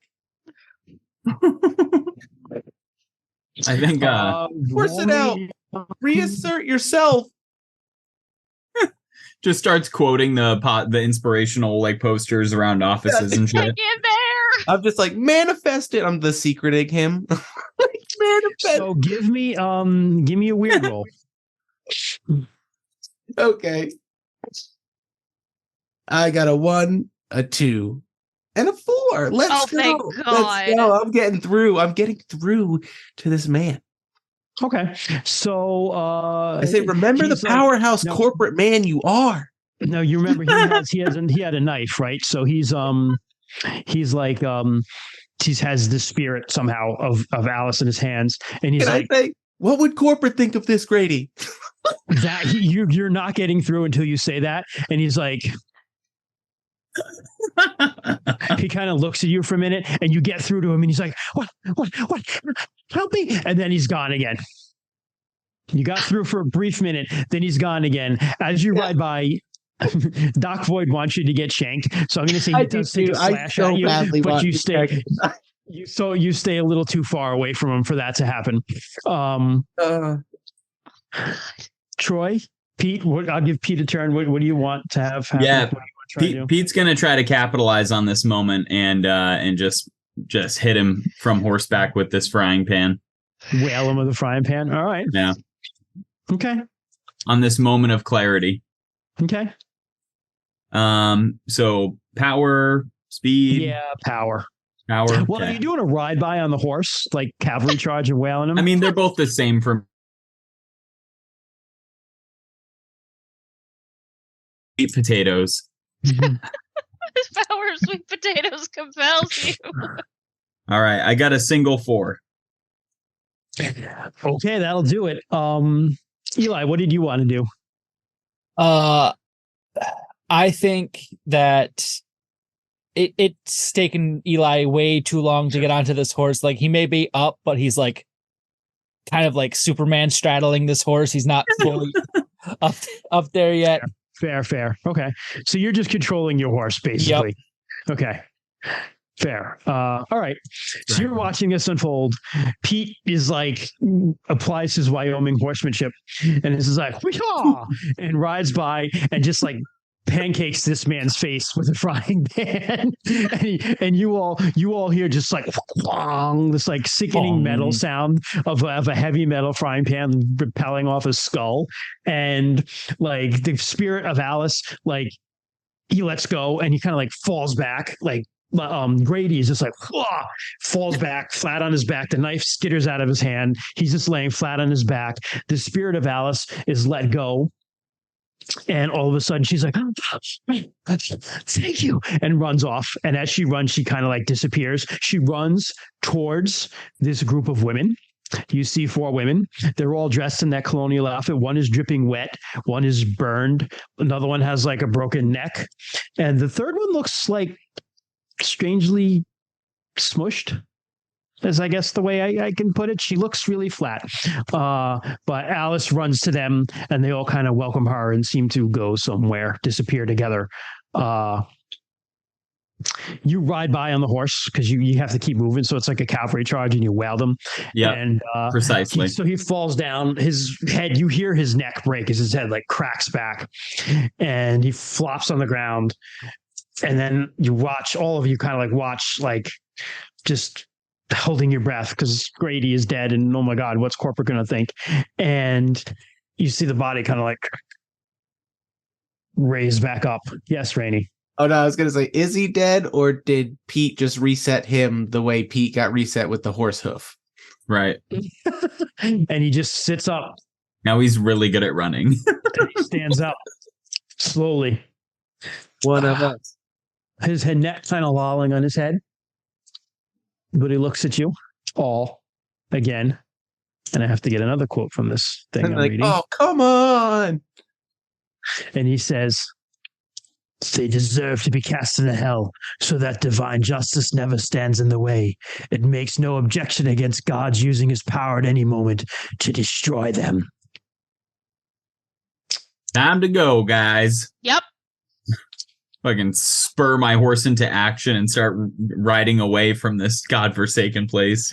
Yeah, you all ride away. Everybody give me a speed roll just to see how you do. Man, I've rolled very good this whole game. In my defense, I've been rolling like my stats with 3s. Well, I guess I did good with weird too, but I got 2 4s. You got a couple, like we got at least 1 or 2 of those extra die. I'll use it. Yeah, we'd help you. Yeah. Right. And everyone else actually has a help, can help too. No one's used that. I did just roll 2 4s, Sarah. So I'll give you a 1 more dice roll. Back to 1. Okay. Well, here's what you got, Sarah. 2 is your highest. I'll take it 2. Okay. Sarah, what was your goal for the session? To see a ghost. Oh yeah, she succeeded. She achieved a fucking goal. You get a +1 to a die. Any roll. Go for it. +1 yeah, die. buddy. 1 more. Come on, Sarah. This one counts. How did you do, Eli? I got a 3. Okay. Eli's got a 1 the whole time. He's just rocking the 1. He's like, I'm dead. Damn Wow. it. All right, a 2. It was The meant fate- to be. It was the meant fates to have be. decreed. So we've got, this is unbelievable though. So we've got Pete, you're off and running. Levi got a 3. Eli, so you run, but like you get some saddle sores because you run, but your horse Brett's off. Superman it. Tevin, Not takes Christopher off Reeve. riding. Supermaning. Carrie, you're riding, and you lose control of the horse, and the horse takes you off into the woods. So you lose everybody else. You split off from the group. And you're just like branches are whipping against you. It's dark. You lose your flashlight, so you can't even see anything but for the light of the moon. And this horse is just running deep into the woods, deep into the woods. And eventually it stops and throws you right off. You land, fortunately, it's a soft landing on some moss, and it takes you a while to reorient yourself. And you're like, where am I? And you're kind of looking around, and you're in this little hollow. And in the little hollow, there's like a very old little hut of some sort. And someone walks out of the hut. Who is it? Very withered, old-looking woman. She walks right up to you. She reaches out a very old, withered hand to help you up, if you'd like. She takes it. She helps you up. Where am I? You're at my home, dearie. I brought you here to be safe because you released my girls. The women I saw? That's right. Is Alice with them now? Is she okay? She'll be fine. But come on in. I've got so much to show you. Then she'll go with her. Happy Halloween. We'll stop there. Good game. Good session. Yeah. Yeah. Alice becomes a full-time spooky bitch. Yay, buddy. I wanted to kill someone, but you all rolled so well. I know, yeah. I wish you just killed Tevin, to be honest. Yeah, no, but I'm not going to just arbitrarily do it. If you biffed your roll trying to talk to him, he was just going to stab you, Yep. but you didn't. So, yeah. And then the witch thing at the end was just totally made up. But so the backstory was that there was like a Puritan settlement there with a witch hunt. Yep. And so, you know, the other women got killed. All that was like put to sleep until Alice's suicide like reawakened that's the spirits. Yep. Mm. Wrongful. Yeah, right. Yeah. Them actually being witches though. Yeah. Like, and they're actually being a witch in the woods. That was just because you rolled a one. And I was like, yeah, we'll roll with that because I have to have some sort of good ending. So, yeah. The I love final it. girl in a totally different way. Very different way. It's like two ways because it's like I kind of want to do a witch thing, and then I watched that video on the on like these like fucking places where they just like kidnap kids and take them and fucking reprogram them, and I'm just like, That's messed up. it's like the I've seen a parallel of lot that. about The those. parallel of that with like basically like being punished for not fitting into society. You know, Right. it hasn't really changed. It's actually become an industry now, which is even more fucked up. Yep. Yeah. So I was just like, oh, there you go. There's your session. Yeah. Mm. Fuck. Yeah. Good run, Christian. Thank you. Kristen, The forever- I do love that we have like nailed down. Like there will always be mafia in my games. There will always be. So And I'll always be. So what I was quoting some dark scriptures. was a puritanical, the puritanical sermon called "Sinners in the Hands of an Angry God" by Reverend Jonathan Edwards, 1741. It's a Oh, very yeah. famous. The old one. John Edwards. I've heard Yup. of this. And then the thing that Mitch said right before he jumped off the cliff was their foot shall slide in due time, which is Deuteronomy 32:35. That is the verse that threatens the vengeance of God on the unbelieving. Isn't John Edwards also a psychic medium? Didn't he have a TV show? Isn't that Yeah, the there guy? was a guy, John Edwards. Yeah. And, What a the weird coincidence. Isn't that weird? Yeah. That's such a weird coincidence. What was that? Crossing Over? That was that guy, right? John Edwards? Yeah, you're right. Yeah. Like that's so weird that parallel. Anyway. Fuck. Good session. Shit, boys. Thanks, man. Thanks, guys. Thank you. Hell yeah. I like witches. Oh, fuck. And now what you've done is you've set up, you know, next time someone runs Pine Island, we have a spooky witch in the woods, and it's Carrie. And it's Carrie. No. And Yeah. corporate's fucking pissed. And how does corporate's corporate like, feel about that? nobody is that you guys just ride out of the woods on horses like They're most upset that the horses are missing. They're like, Yeah. dead people, Like, do you those know are what we replaceable. spent on those Horses cost money. They get there. There's a rented Jeep that has not been safely returned. There is a guy with his corpse face that got fucking The late smashed fees on in. that. trampled by a horse. Yeah, these reporters are gonna have a blast. 4 horses are Totally. gone. There's 2 dead men. Well, The building's on conceivably, fire you guys- 'cause the you oven's guys kicked would back meet on and the rest pie of you is guys just- would meet the police coming out, right? So you would meet the emergency services. So. Right. Oh yeah, that's right. That Carrie Yeah. called for Yeah. Mitch. Oh my god, yeah. So you guys are just like, oh, our friend's gone. And There's 2 Carrie dead just men. disappears and is never heard from again. Yup. Yeah. Tevin and I are like, we can run to civilization. It's only 40 miles. And Eli's just like, fucking kill me. Eli doesn't deserve this. He's fucking 19. Yeah. Me too. Hey. Like, what the fuck? Literally, Eli was just like, it's like, I need a summer job. Hey, I'm moderately good at like percussive maintenance. Yeah.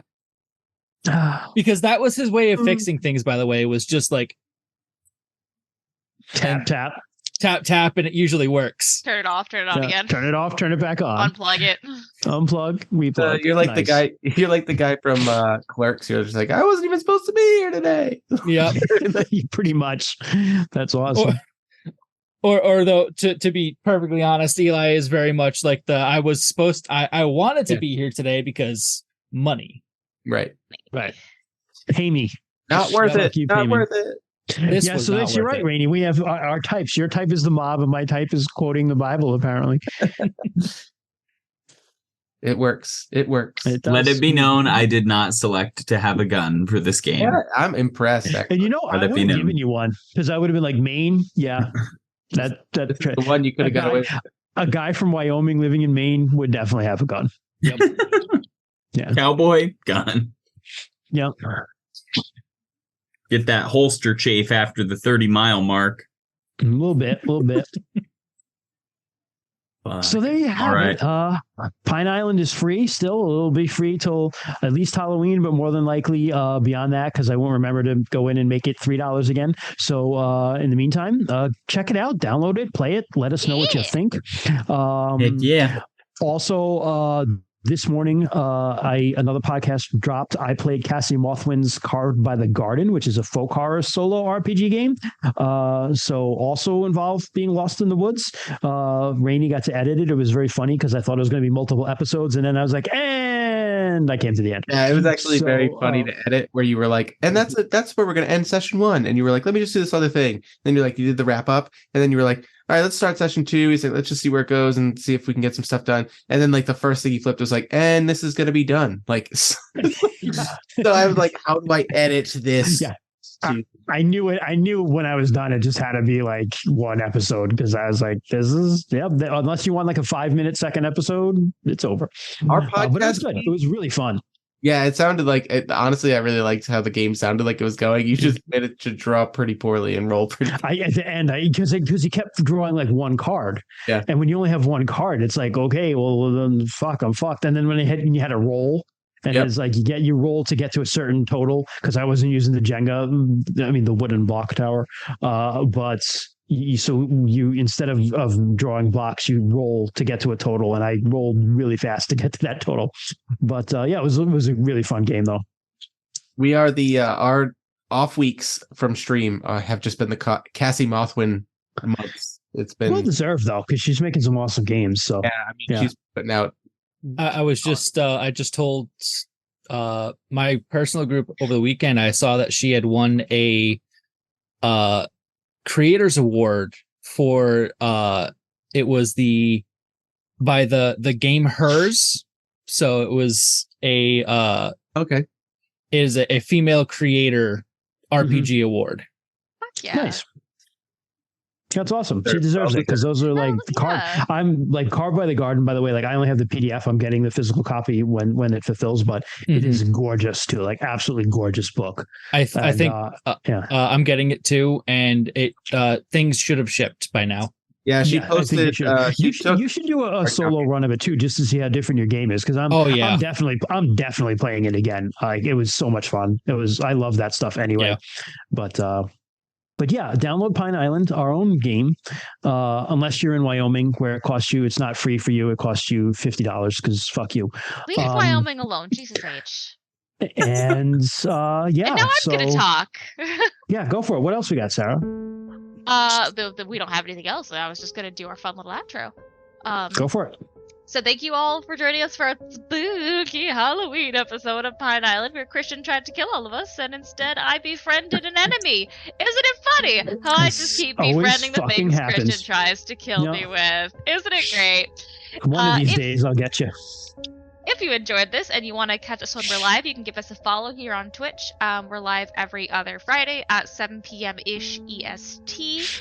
If you missed part of the stream and you want to catch it up, this will be uploaded on YouTube Monday. All of our streams go up on YouTube the following Monday. We are on YouTube and all of the social medias at DMs After Dark. You can follow us there. We post some fun stuff. Jess handles all of our social media chaos, and Rainey makes all the posts, and they're so pretty and beautiful. Go look at them. We are also on all of the podcast apps under DMs After Dark. Contains all of the audio versions of our Twitch streams, all of our solo, duo, mini-series, all that fun stuff. We got a great backlog of content that apparently people are still downloading, which is fucking fantastic. It's really awesome. And really appreciate it. If you want to email us, you can reach out at dmsafterdark@gmail.com. Questions, comments, complaints, thoughts, sweet potato pie recipes. We'll take it all. Again, thank you guys so much for joining us, for listening and enjoying this chaos. And until next time, bake for 45 to 50 minutes until set. It might be the slightest bit jiggly. It is ready when a butter knife inserted into the center comes out mostly clean, or an internal temperature reaches 175 degrees Fahrenheit. Happy Halloween, everyone. Happy Halloween, everyone. Good night, guys. Perfect, Sarah. That's awesome.